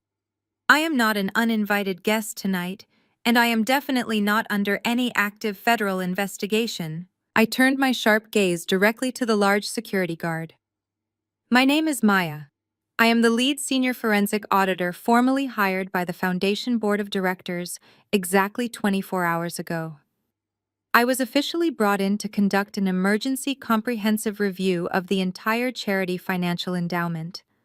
I legally possess unrestricted executive access to this entire gala and every single financial document inside this building." The security guard looked closely at the highly exclusive gold-sealed credential securely resting in my hand. His strict, authoritative demeanor instantly completely vanished. He recognized the highest level of executive clearance the Foundation could possibly ever issue. He immediately took a large step back, quickly lowering his hands and nodding his head respectfully. "I deeply apologize for the confusion, Miss Maya," the guard said politely, stepping completely out of my way. "Please enjoy your evening." The smug, arrogant smile was wiped off her face, leaving only raw panic. "How did you get that credential?" Chloe stammered, her voice shaking. "You cannot audit this foundation. I am the new president. I make the final decisions here." I leaned in slightly so only she could hear my next words. "You are not president of anything, Chloe," I whispered coldly. "Your grand achievement is officially canceled tonight." I stepped past her completely frozen form and continued my confident walk across the expansive ballroom. I did not head toward the empty seats near the front of the stage. I walked straight past the grand tables toward the elevated audiovisual control booth, situated at the back corner of the massive room. Chloe was breathing heavily, but her massive ego refused to let her simply run away and hide. The orchestral music suddenly swelled, and a loud, booming voice echoed across the room, introducing her as the new president of the foundation. The wealthy crowd erupted into polite applause. Chloe forced a brilliant fake smile onto her pale face and elegantly glided up the carpeted stairs onto the brightly lit stage. She approached the clear acrylic podium, waving graciously to her wealthy friends and influential political connections. She looked exactly like a perfect angel, stepping up to accept her rightful crown. I reached the steps of the dark AV booth and pulled open the heavy soundproof door. Two young tech technicians wearing black headsets looked up at me in total surprise. "This is a highly restricted area, ma'am," one of them said, quickly moving to block my path. I held up my heavy gold-sealed credential. "Board-mandated executive audit," I stated firmly, keeping my voice low and authoritative. "Give me total access to the main projection console right now." The technicians saw the highest level clearance and immediately backed away, leaving the glowing control board completely to me. I reached into my small emerald clutch and pulled out the black USB drive containing my entire forensic financial audit. Down on the main stage, Chloe was currently leaning into the silver microphone. "Thank you all so incredibly much," she began, her voice perfectly modulated to sound deeply emotional. "It is such a massive honor to stand before you tonight. My amazing family has always believed in the absolute power of giving back to our wonderful community. We believe in strong family values and protecting the most vulnerable people in our beautiful city." She actually managed to squeeze out a single fake tear, delicately wiping it away from her cheek. The wealthy audience let out a collective sigh of admiration, completely captivated by her incredible performance. She looked directly at the invisible glass teleprompter, reading her carefully written script about honesty, integrity, and building a better future for the underprivileged children. I plugged my black drive directly into the main terminal. I quickly navigated through the complex sound and lighting interface, easily locating the specific feed for the stage teleprompter. Chloe was right in the middle of a highly dramatic sentence about personal sacrifice. "Giving is not just about writing a check," she said passionately to the quiet room. "It is about committing your entire heart and soul to ensuring that every single dollar goes exactly where it is needed the most to help those who cannot help themselves." I reached forward and firmly pressed the kill switch for the teleprompter feed. Down on the stage, the scrolling text on the clear glass screens instantly vanished, leaving empty blank space. Chloe completely froze mid-sentence. Her mouth hung open slightly as she stared at the empty glass. She tapped her manicured fingernails nervously on the side of the podium, waiting for the text to magically reappear. But it remained totally blank. The heavy silence in the massive ballroom slowly stretched on, becoming incredibly awkward. She let out a highly nervous laugh, trying desperately to recover her composure. As I was saying, she stammered, her confident voice suddenly shaking violently. "Giving is very important to my family. We give so much to the poor. We really care about the poor people." It was an absolutely pathetic ad-lib. The powerful politicians and wealthy business leaders in the front row exchanged highly confused glances. The perfect polished illusion was rapidly cracking right before their eyes. I was not going to let her embarrass herself with a terrible speech. I was going to expose her massive criminal empire to the entire world. I opened the main presentation software and bypassed the standard charity logo loop. I dragged my forensic accounting software interface directly onto the main live projection feed. I pressed the bright green execute button. Behind Chloe, the three massive LED screens spanning the entire width of the grand stage violently flickered. The beautiful gold foundation logo completely vanished into total darkness. A collective loud gasp echoed violently across the massive ballroom as the screens suddenly lit up again. They were no longer showing pictures of happy children or charity events. Instead, the giant screens were completely filled with my highly complex forensic financial software interface. Massive red warning labels flashed brightly across the screens. Huge, highly detailed graphs and complex flowcharts illuminated the dark room, casting a harsh red glow directly onto Chloe's shocked face. The interface clearly displayed exact bank routing numbers, massive cash transfers, and highly suspicious offshore corporate accounts. I maximized the main money trail window, ensuring the bold text was large enough for every single person in the back row to read perfectly. The crowd began murmuring loudly as they easily recognized their own massive charity donations listed clearly on the giant screens. But instead of flowing into the legitimate foundation accounts, the bright red lines on the chart showed their millions of dollars being instantly diverted directly into a secret shell company. And right at the very top of the massive chart, printed in huge, bold letters, was the legal registered name of the sole beneficiary for that illegal offshore account, Chloe Sterling. People stood up from their expensive dinner tables, outraged by the visual evidence displayed right in front of them. The absolute reality of her financial deception was exposed for everyone to witness, destroying her entire fake high society reputation forever. She could not hide behind her expensive gowns because the hard financial data fully exposed her malicious criminal nature to the entire shocked city. I stepped out of the dark AV booth and walked slowly back into the massive ballroom, holding a wireless microphone securely in my hand. The absolute chaos in the room was palpable. Hundreds of wealthy guests were pointing at the giant illuminated screens, whispering frantically to each other.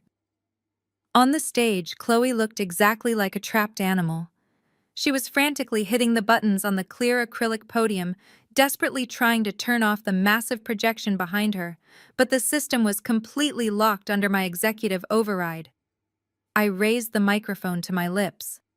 "Good evening, ladies and gentlemen," I said. My voice echoed powerfully through the massive ballroom, cutting instantly through the loud, chaotic murmurs. I did not scream or shout. My tone was deadly calm, highly authoritative, and completely unwavering. Please direct your undivided attention to the large screens behind your newly announced president. The entire room fell into a dead, heavy silence. Every single face turned toward me, then back to the glowing financial charts. "My name is Maya." I continued walking slowly down the center aisle of the ballroom so everyone could see me clearly. "I am a senior forensic accountant. 24 hours ago, I was completely authorized by the Foundation Board of Directors to conduct a highly classified emergency audit of the City Heritage Charity Endowment funds. What you are looking at right now is the undeniable live data of exactly where your generous charitable donations have been going for the past 3 entire years." I clicked a small remote in my hand, and the massive screen zoomed in on a specific red highlighted transaction block. "Let us start with the highly publicized Children's Hospital Wing initiative from last spring," I stated, my voice echoing like thunder. "This foundation proudly raised over $500,000 from the generous people sitting in this very room tonight." I pointed up at the massive bright screen. "As you can clearly see right here, the heavy green line representing your generous hospital donations does not travel to any medical facility. Instead, the funds were immediately transferred through 3 separate dummy corporations hidden in the Cayman Islands. From there, the money was directly deposited into a highly private offshore wealth management account." I clicked the remote again. A new window popped up on the giant screen displaying official bank records and signed purchase receipts. "And the sole registered owner of that private offshore account is standing right in front of you on that stage tonight. That specific hospital donation money was entirely used to purchase Mrs. Chloe Sterling brand new luxury sports car and her extensive collection of $20,000 designer gowns, including the beautiful silver dress she is currently wearing right now." A loud collective gasp of pure horror erupted from the wealthy crowd. A prominent female philanthropist sitting in the front row actually covered her mouth in absolute shock, staring at Chloe with pure disgust. Chloe gripped the edges of the clear podium so hard her knuckles turned completely white. "That is a massive lie!" she screamed, her voice cracking with wild manic panic. This woman is a highly dangerous criminal hacking our secure systems. She is completely manipulating the digital data to intentionally frame me. Turn those screens off right now. I completely ignored her pathetic, desperate screaming and clicked my remote a third time. The giant screen shifted to a completely new complex financial flowchart. But the massive theft does not stop there. Ladies and gentlemen, I announced, walking closer to the grand illuminated stage. Let us look very closely at the prestigious Inner City Scholarship Fund you all generously supported last winter. Senator Thomas, I said, looking directly at a highly influential older man sitting near the center aisle. You personally wrote a check for $250,000 to help underprivileged youth attend college. The powerful senator stood up, his face turning bright red with intense anger as he stared at the massive screen. Look at the bright yellow line attached to your specific donation, Senator, I instructed calmly. The screen zoomed in perfectly, tracking the exact routing numbers of his personal paper check. Your generous $250,000 was deposited into the Charity General Fund at 9 in the morning. By noon, that exact same amount was electronically wired directly to a highly illegal high-stakes online gambling syndicate based in Macau. The massive screen flashed loudly, displaying the digital betting logs and the registered username associated with the massive gambling losses. The secret account belongs entirely to David Sterling Chloe, highly responsible husband. Your precious scholarship money was used to completely pay off his massive illegal gambling debts so the loan sharks would not aggressively break his legs. The senator slammed his expensive silk napkin down on his dinner table, pointing a furious, shaking finger directly at Chloe. "You absolute monster!" he yelled, his loud voice carrying across the entire grand ballroom. "You stole money from innocent, helpless children." The entire wealthy crowd completely turned against her in a matter of seconds. Angry shouts and loud demands for immediate justice filled the grand ballroom. The people in this room were not used to being scammed or made to look like complete fools. Their inherited wealth and high social status usually protected them from cheap common con artists. But they had just been brutally robbed by one of their own elite members. Chloe was physically shaking, backing away from the clear podium as the wealthy crowd aggressively shouted terrible insults at her. "The Sterling family is entirely broke," I announced, my voice rising just enough to be clearly heard over the massive, angry crowd. "They have secretly mortgaged their massive luxury estate 3 times. 2 days ago, Chloe forged federal banking documents to secure an illegal $8 million commercial loan under my name, using this exact charity foundation as hidden collateral.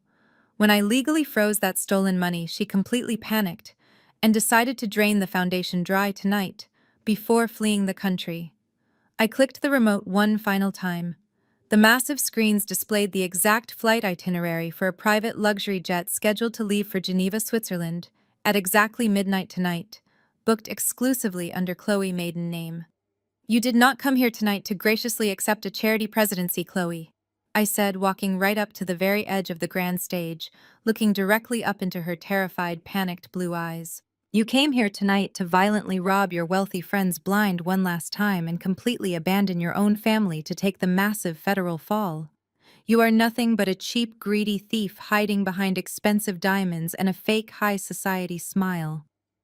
The absolute truth was completely laid bare for the entire city to see.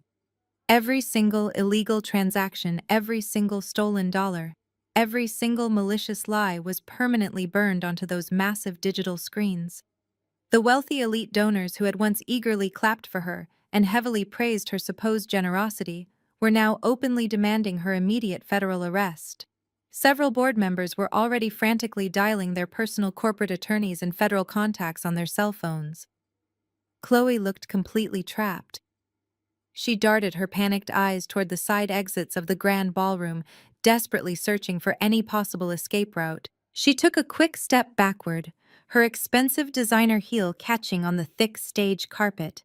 She stumbled awkwardly, nearly falling down in front of the furious, screaming audience. There were no more fake smiles, no more racial microaggressions, and absolutely no more arrogant hiding behind her wealthy white privilege. She was completely exposed, stripped of her elite power, and left entirely defenseless in front of the exact people she had so ruthlessly manipulated.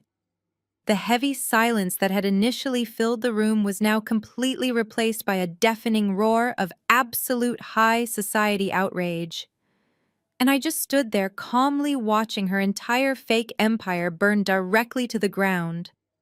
"Cut the power," Chloe screamed at the top of her lungs, her voice cracking into a shriek that echoed over the angry crowd. "Turn off those screens right now!" She spun wildly, pointing a shaking hand toward the darkened audio-visual booth where I had locked the system. When the giant screens behind her remained brightly illuminated, displaying her financial crimes, she completely snapped. She grabbed a crystal champagne flute from the acrylic podium and hurled it directly at my face with all the force she could muster. I did not duck or flinch.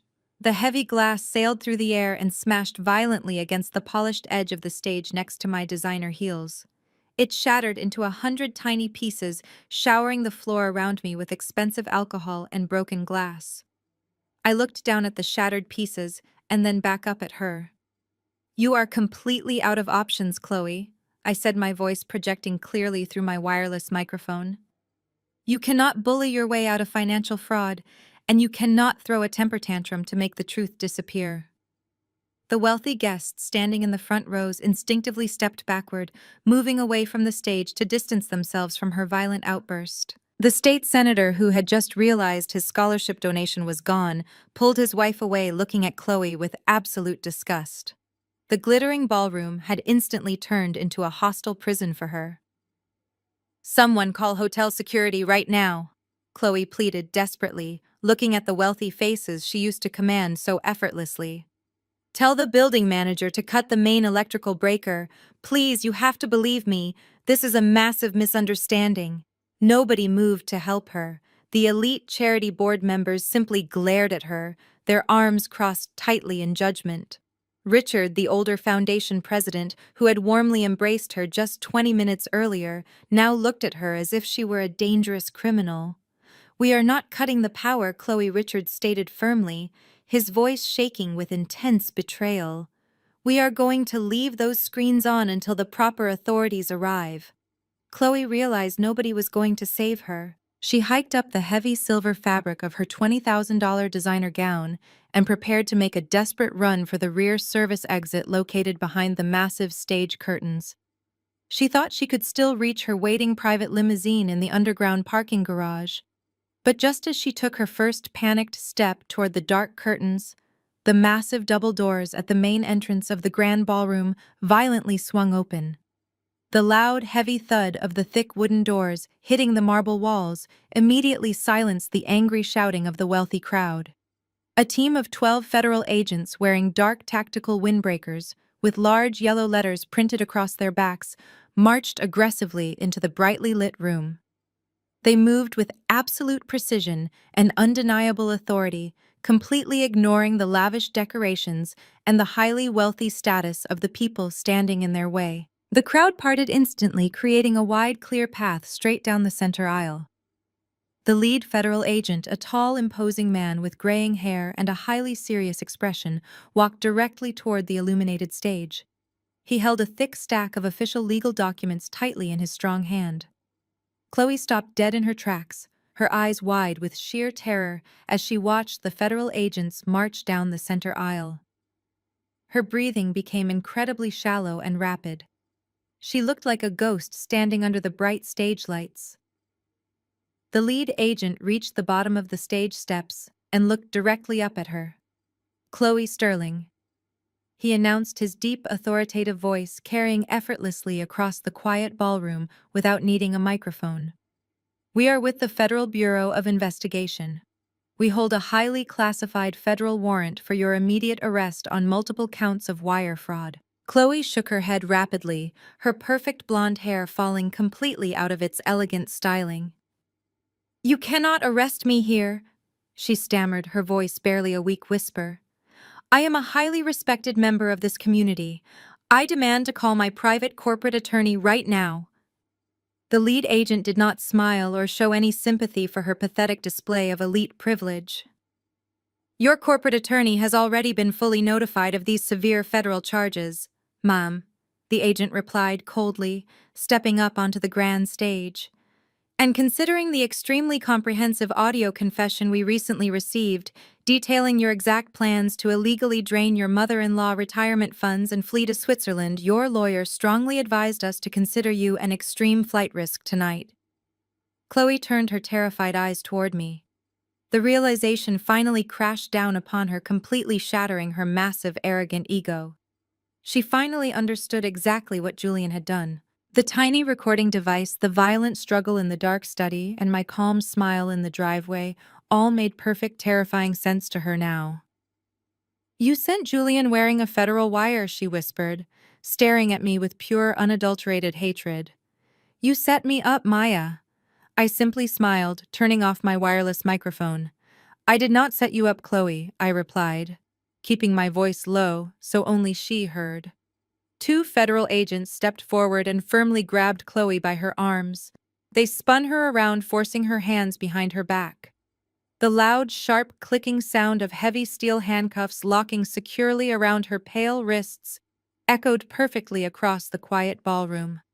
The massive crowd of wealthy elite guests watched in absolute stunned silence as the former queen of their high society was violently reduced to a common federal criminal. The expensive silver gown she wore now looked completely ridiculous against the harsh reality of her immediate arrest. Her grand escape plan was entirely ruined forever by my audit. Her grand escape plan was entirely ruined forever by my audit. Chloe refused to accept defeat with dignity. Pure adrenaline ripped through her. She jerked her arm forward, slipping her wrist out of the agent grip before the cuff could lock. I will absolutely not go to a federal prison, she screamed. She shoved the agent backward and hiked up her heavy silver gown. She abandoned all elite decorum, sprinting desperately across the marble floor toward the rear service exit. She looked completely ridiculous running for her life. But she completely forgot she was wearing 4-inch designer stiletto heels. She made it exactly 10 feet before disaster struck. Her thin heel caught sharply on the brass floor divider. A loud snap echoed through the silent ballroom as the heel broke in half. Chloe shrieked loudly in pain as her left ankle violently twisted. She lost her balance entirely, pitching sharply forward. She quickly threw her arms out to brace herself, but the heavy silk fabric tightly tangled around her long legs. She landed face first onto the hard marble floor, with a sickening thud ruining her stunning dress. A loud gasp rippled through the wealthy crowd as they watched their former high society queen face-plant directly in front of them. Several elite guests stepped backward deliberately, moving their expensive shoes out of the way so they would not get touched by her.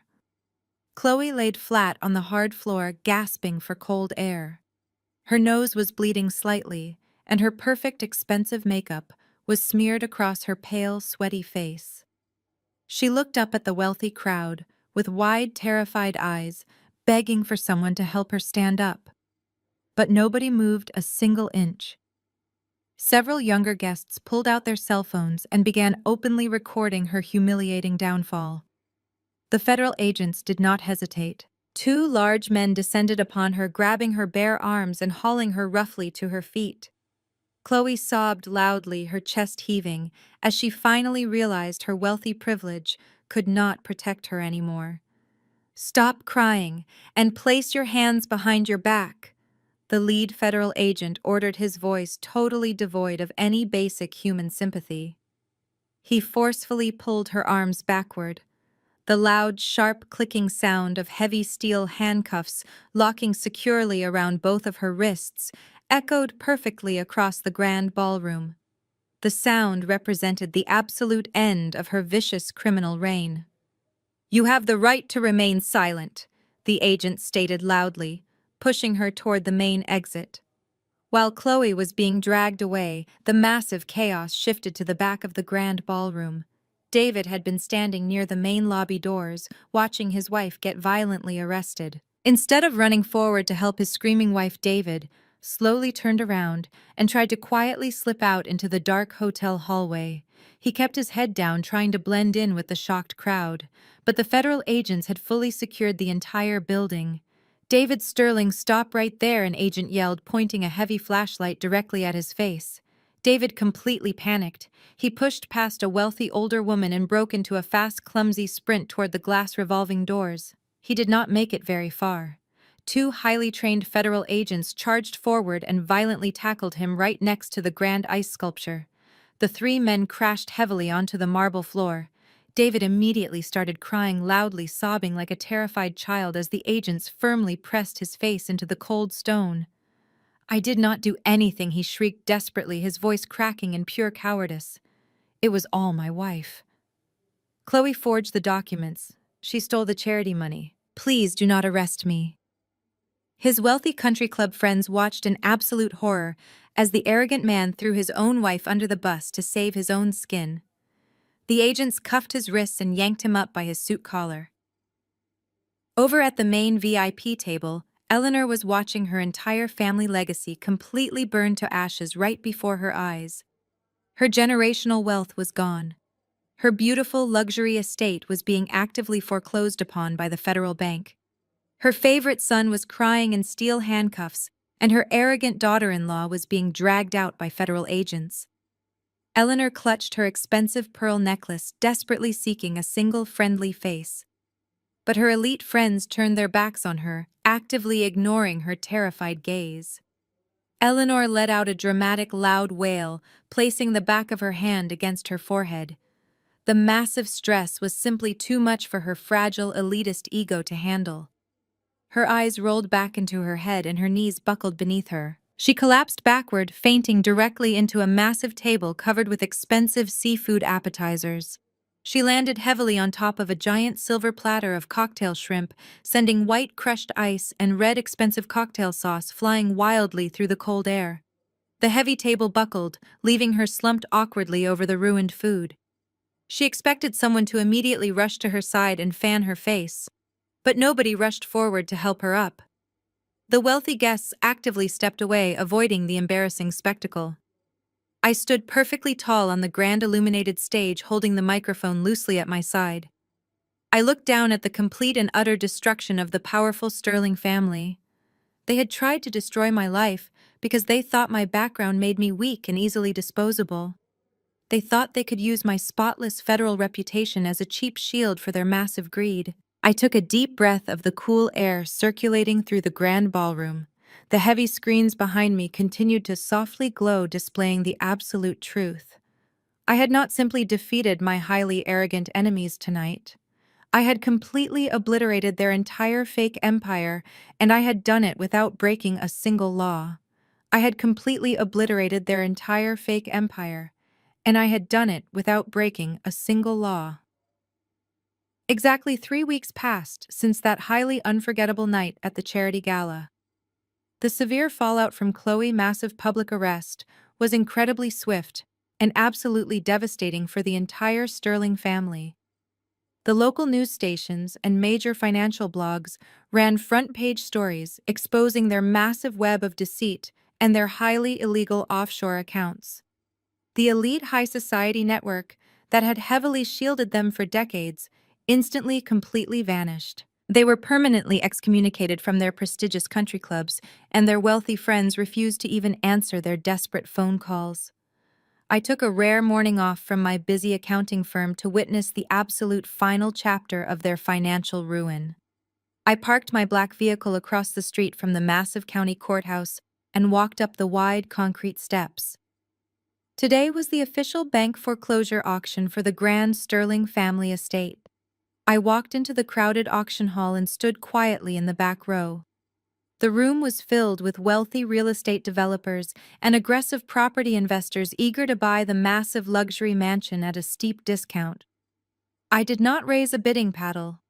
I simply stood there with my arms crossed, watching the highly energetic auctioneer stand behind his tall wooden podium.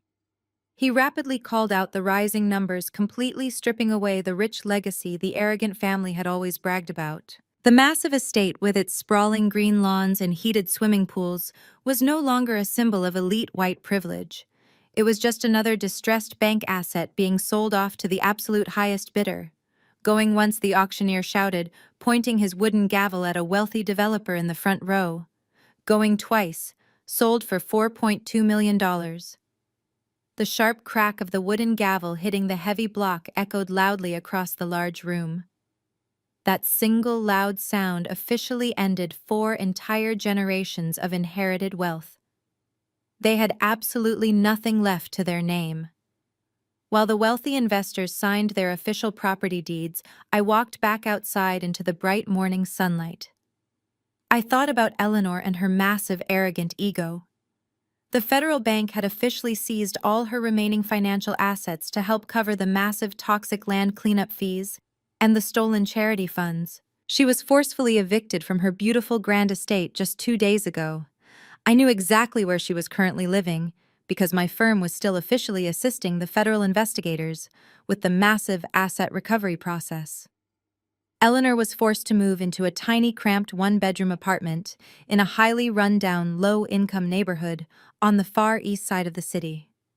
It was the exact type of neighborhood she used to aggressively mock and openly look down upon whenever we attended her lavish family dinners.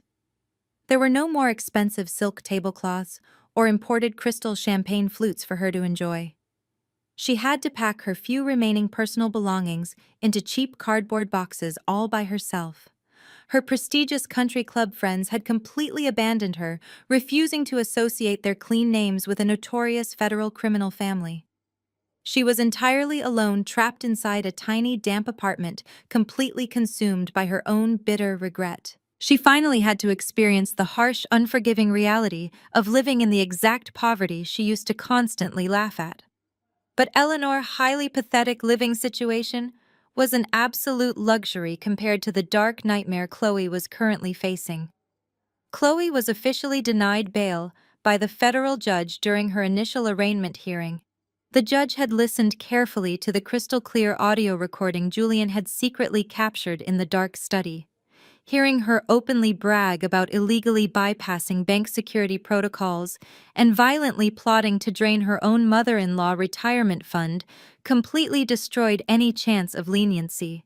The strict federal judge publicly labeled her an extreme flight risk and an incredibly dangerous financial predator who showed absolutely zero remorse for her actions. Chloe was currently sitting inside a highly secure federal holding cell, wearing a cheap, bright orange prison jumpsuit instead of her $20,000 silver designer gowns. The federal prosecutors had officially charged her with massive wire fraud, aggravated identity theft, and severe federal tax evasion. Her highly expensive corporate lawyers had completely abandoned her because she simply had no money left to pay their massive legal retainers. She was assigned an overworked public defender who strongly advised her to immediately plead guilty to avoid spending the rest of her natural life behind bars. She was currently facing a mandatory minimum sentence of 20 entire years in a maximum security federal penitentiary far away from her elite lifestyle. I walked down the concrete courthouse steps, feeling an incredibly deep sense of absolute peace. I did not feel any guilt or remorse for what had happened to them. They had aggressively dug their own deep graves the very moment they decided to illegally forge my signature and use my spotless federal reputation as a cheap shield for their massive greed. They severely underestimated my high intelligence and my relentless drive. They truly believed I would just quietly accept my terrible fate and go to federal prison for their massive crimes just because I did not come from their elite, wealthy background. But they completely forgot that I make my living meticulously tracking down hidden truths and exposing complex financial lies. They thought they could easily manipulate the federal banking system, but I am the person who physically audits the entire system. I opened the heavy door of my sleek black SUV and climbed into the comfortable leather driver's seat, looking forward to my bright future. I opened the heavy door of my sleek black SUV and climbed into the comfortable leather driver's seat, looking forward to my bright future. I pulled away from the busy courthouse and merged onto the crowded downtown highway. By the time I reached the financial district, a massive dark storm system had quickly rolled over the city. Thick gray clouds completely blocked out the warm morning sun, and heavy sheets of freezing rain began aggressively pounding against my windshield. I turned on my windshield wipers, listening to the rhythmic sound as I navigated through the flooded downtown streets. I was heading directly to my accounting firm, eager to finally close this dark chapter and fully dedicate my time to my rapidly expanding business. I turned my large vehicle onto the quiet private street, located directly behind my corporate office building. I pressed the button to open the heavy steel gates leading down into my secure underground parking garage. But as my headlights swept across the dark, wet pavement, I saw a lone figure standing perfectly still in the freezing downpour. He was completely soaked to the bone, shivering violently in the harsh wind. It was Julian. He was no longer wearing the dirty construction clothes, but the cheap suit he had clearly bought with the cash I gave him looked absolutely pathetic, stuck to his wet skin. He saw my sleek black SUV approaching and immediately stepped out right into the middle of the dark driveway, physically blocking my path to the garage. I hit the brakes, bringing my heavy vehicle to a complete stop, just a few feet away from his wet shoes. I did not unlock my doors or invite him inside out of the freezing storm. I simply pressed the button and slowly rolled down my tinted driver's side window, letting the cold, wet air blow into my warm, pristine car. Julian rushed forward, placing his freezing wet hands eagerly on the edge of my open window. His hair was plastered flat against his forehead, and thick drops of cold rain were running down his pale cheeks, hiding the desperate tears forming in his eyes. "Maya," he cried out, his voice completely cracking over the loud sound of the aggressive thunderstorm. "Thank God you are finally here. I have been standing out in this freezing rain for 3 entire hours waiting for you." "I watched the live news broadcast this morning, Maya. I saw the massive bank auction. My family has absolutely nothing left. Chloe is rotting in a federal prison cell, and my mother is living in total poverty. It is finally over for them." I kept both of my hands firmly resting on the leather steering wheel, staring completely blankly at his highly pathetic face. "Yes, Julian," I replied, my voice completely flat and emotionless. "Their massive criminal empire is permanently destroyed. You have your $5,000 in untraceable cash and your total legal freedom. I upheld my end of our strict business arrangement perfectly. Now step away from my vehicle so I can safely go to work." Julian did not step back. Instead, his grip on my wet window tightened desperately. He fell hard onto his knees, splashing dirty rainwater all over his cheap suit pants. "Please, Maya," he begged, sobbing loudly into the freezing wind. "Do not push me away like this. We are still legally married. I did absolutely everything you asked me to do. I walked right back into that highly dangerous house. I wore the federal wire for you. I physically fought my own brother and completely risked my entire freedom to get you that audio confession. I helped you take down Chloe and perfectly expose their massive crimes to the entire city. I proved my total loyalty to you, Maya. Please, just let me come back home. Give me one more chance to be the loyal, wealthy husband you truly deserve." I looked down at the weak, cowardly man kneeling in the dirty puddle. He actually believed his pathetic lies. He genuinely thought participating in the absolute destruction of his highly toxic family somehow made him a brave hero, worthy of my hard-earned wealth.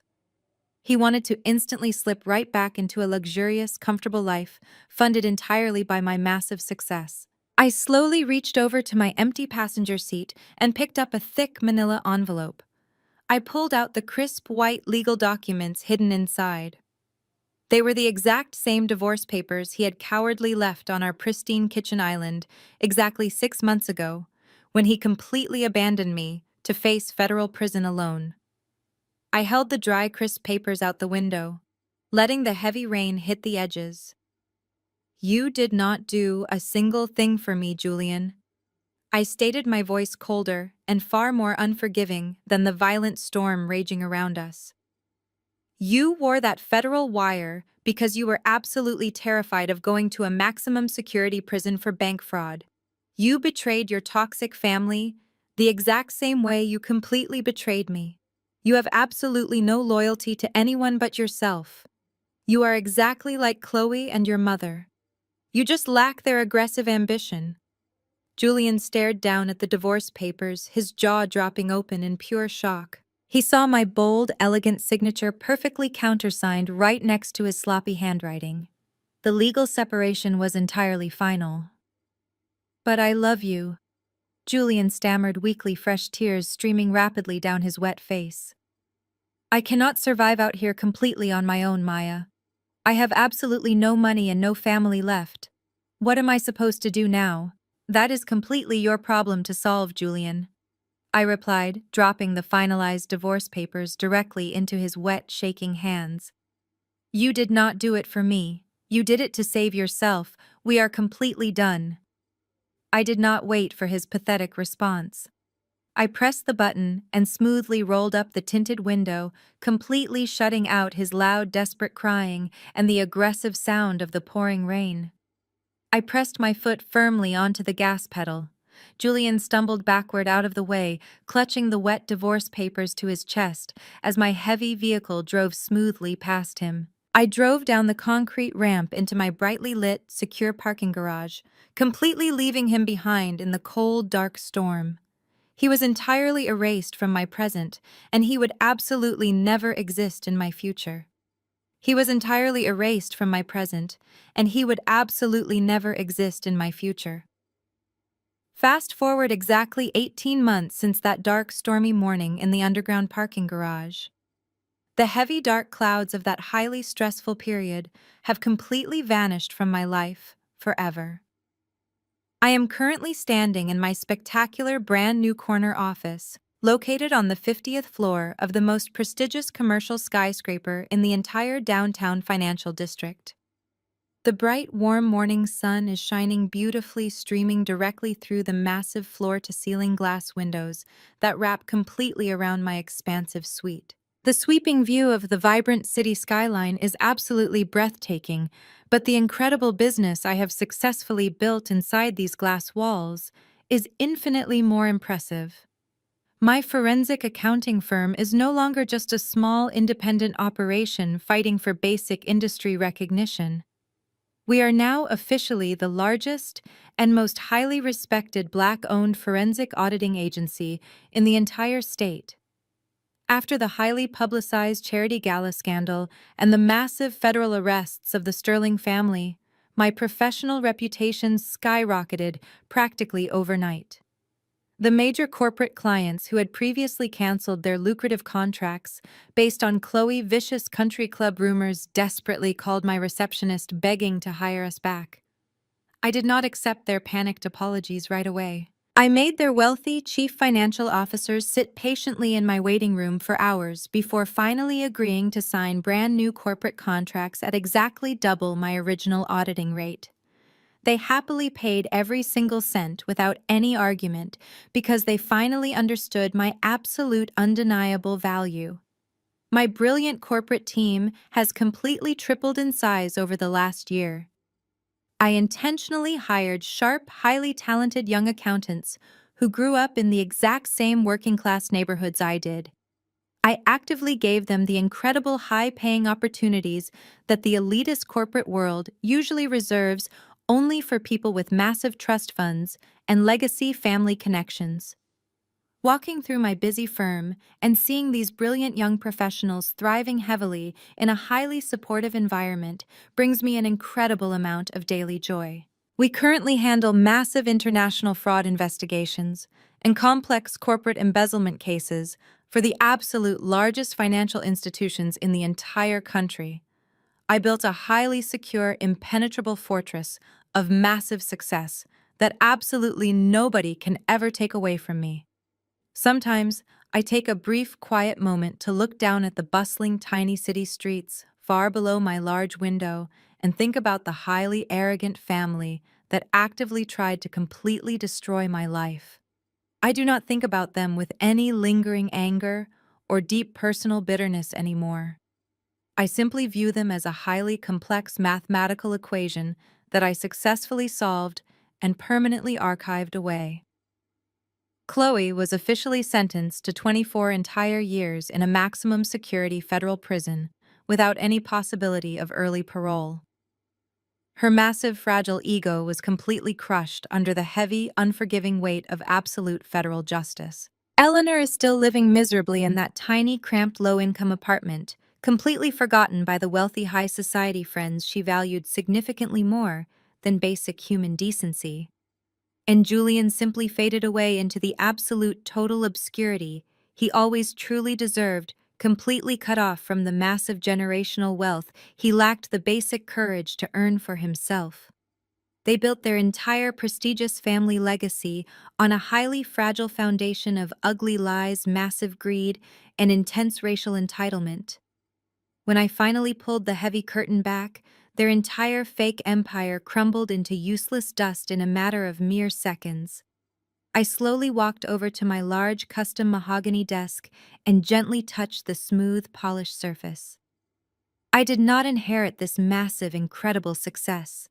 I did not rely on a wealthy father or a heavily funded trust account to easily buy my way into these highly elite corporate rooms. I built this incredible financial empire, brick by brick, using my own sharp intellect, my relentless work ethic, and my absolute unwavering dedication to finding the total truth. The high society elite heavily tried to use my working class background as a sharp weapon against me. They mistakenly thought that because I did not grow up attending expensive private schools or highly exclusive country clubs, I would be completely weak and easily manipulated. They fundamentally misunderstood the incredible immense strength it actually takes to survive and heavily thrive when the entire financial system is specifically built to keep you permanently locked out. That incredible unyielding strength ultimately became my absolute strongest armor. I actively used their blinding arrogance and their deep-rooted prejudice as the exact precise tools to brilliantly orchestrate their spectacular public downfall. They literally handed me the exact detailed blueprint for their total destruction, because they never once stopped to heavily consider that the quiet accountant they treated like absolute garbage was actually the smartest and most highly dangerous person in the entire room. I take a deep, slow breath of the crisp, cool air constantly circulating through my beautiful corner office. I look out over the sweeping, majestic city skyline, feeling absolutely perfectly at peace with the highly powerful, independent woman I have fully become. I am completely, totally free from their highly toxic manipulation and their heavy, suffocating family expectations. I am the sole powerful author of my own incredible destiny, and my future has never looked brighter than it does right now. I turn slowly away from the massive glass window and smile warmly, looking directly into the camera to deliver my final message to all of you who followed this incredible journey. They thought because I didn't come from their world, I wouldn't know how to survive in it. But they forgot one thing. I make a living finding the truth hidden in the numbers, and the numbers never lie. Have you ever had a family member try to use your hard work against you? How did you take back your power? Let me know in the comments below, and don't forget to like and subscribe. The harrowing journey of Maya against her deeply toxic and entitled in-laws offers a profound lesson about the true nature of power. It vividly illustrates that genuine strength does not stem from inherited wealth, societal privilege, or a prestigious family name, but rather from unyielding self-reliance and undeniable competence. Throughout the story, Chloe and her family wielded their privilege and old money as weapons, assuming these superficial shields made them completely invincible. They severely underestimated Maya simply because she came from a working-class background and had to build her empire from scratch. However, their blinding arrogance became their ultimate downfall. Maya's victory was not achieved through screaming, throwing tantrums, or stooping to their level of petty cruelty. Instead, she triumphed through her meticulous education, her sharp intellect, and her flawless understanding of her own professional worth.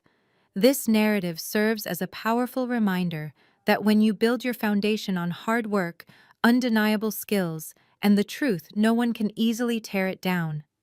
Toxic people will often try to use your dedication against you or make you feel inferior to elevate their own fragile egos.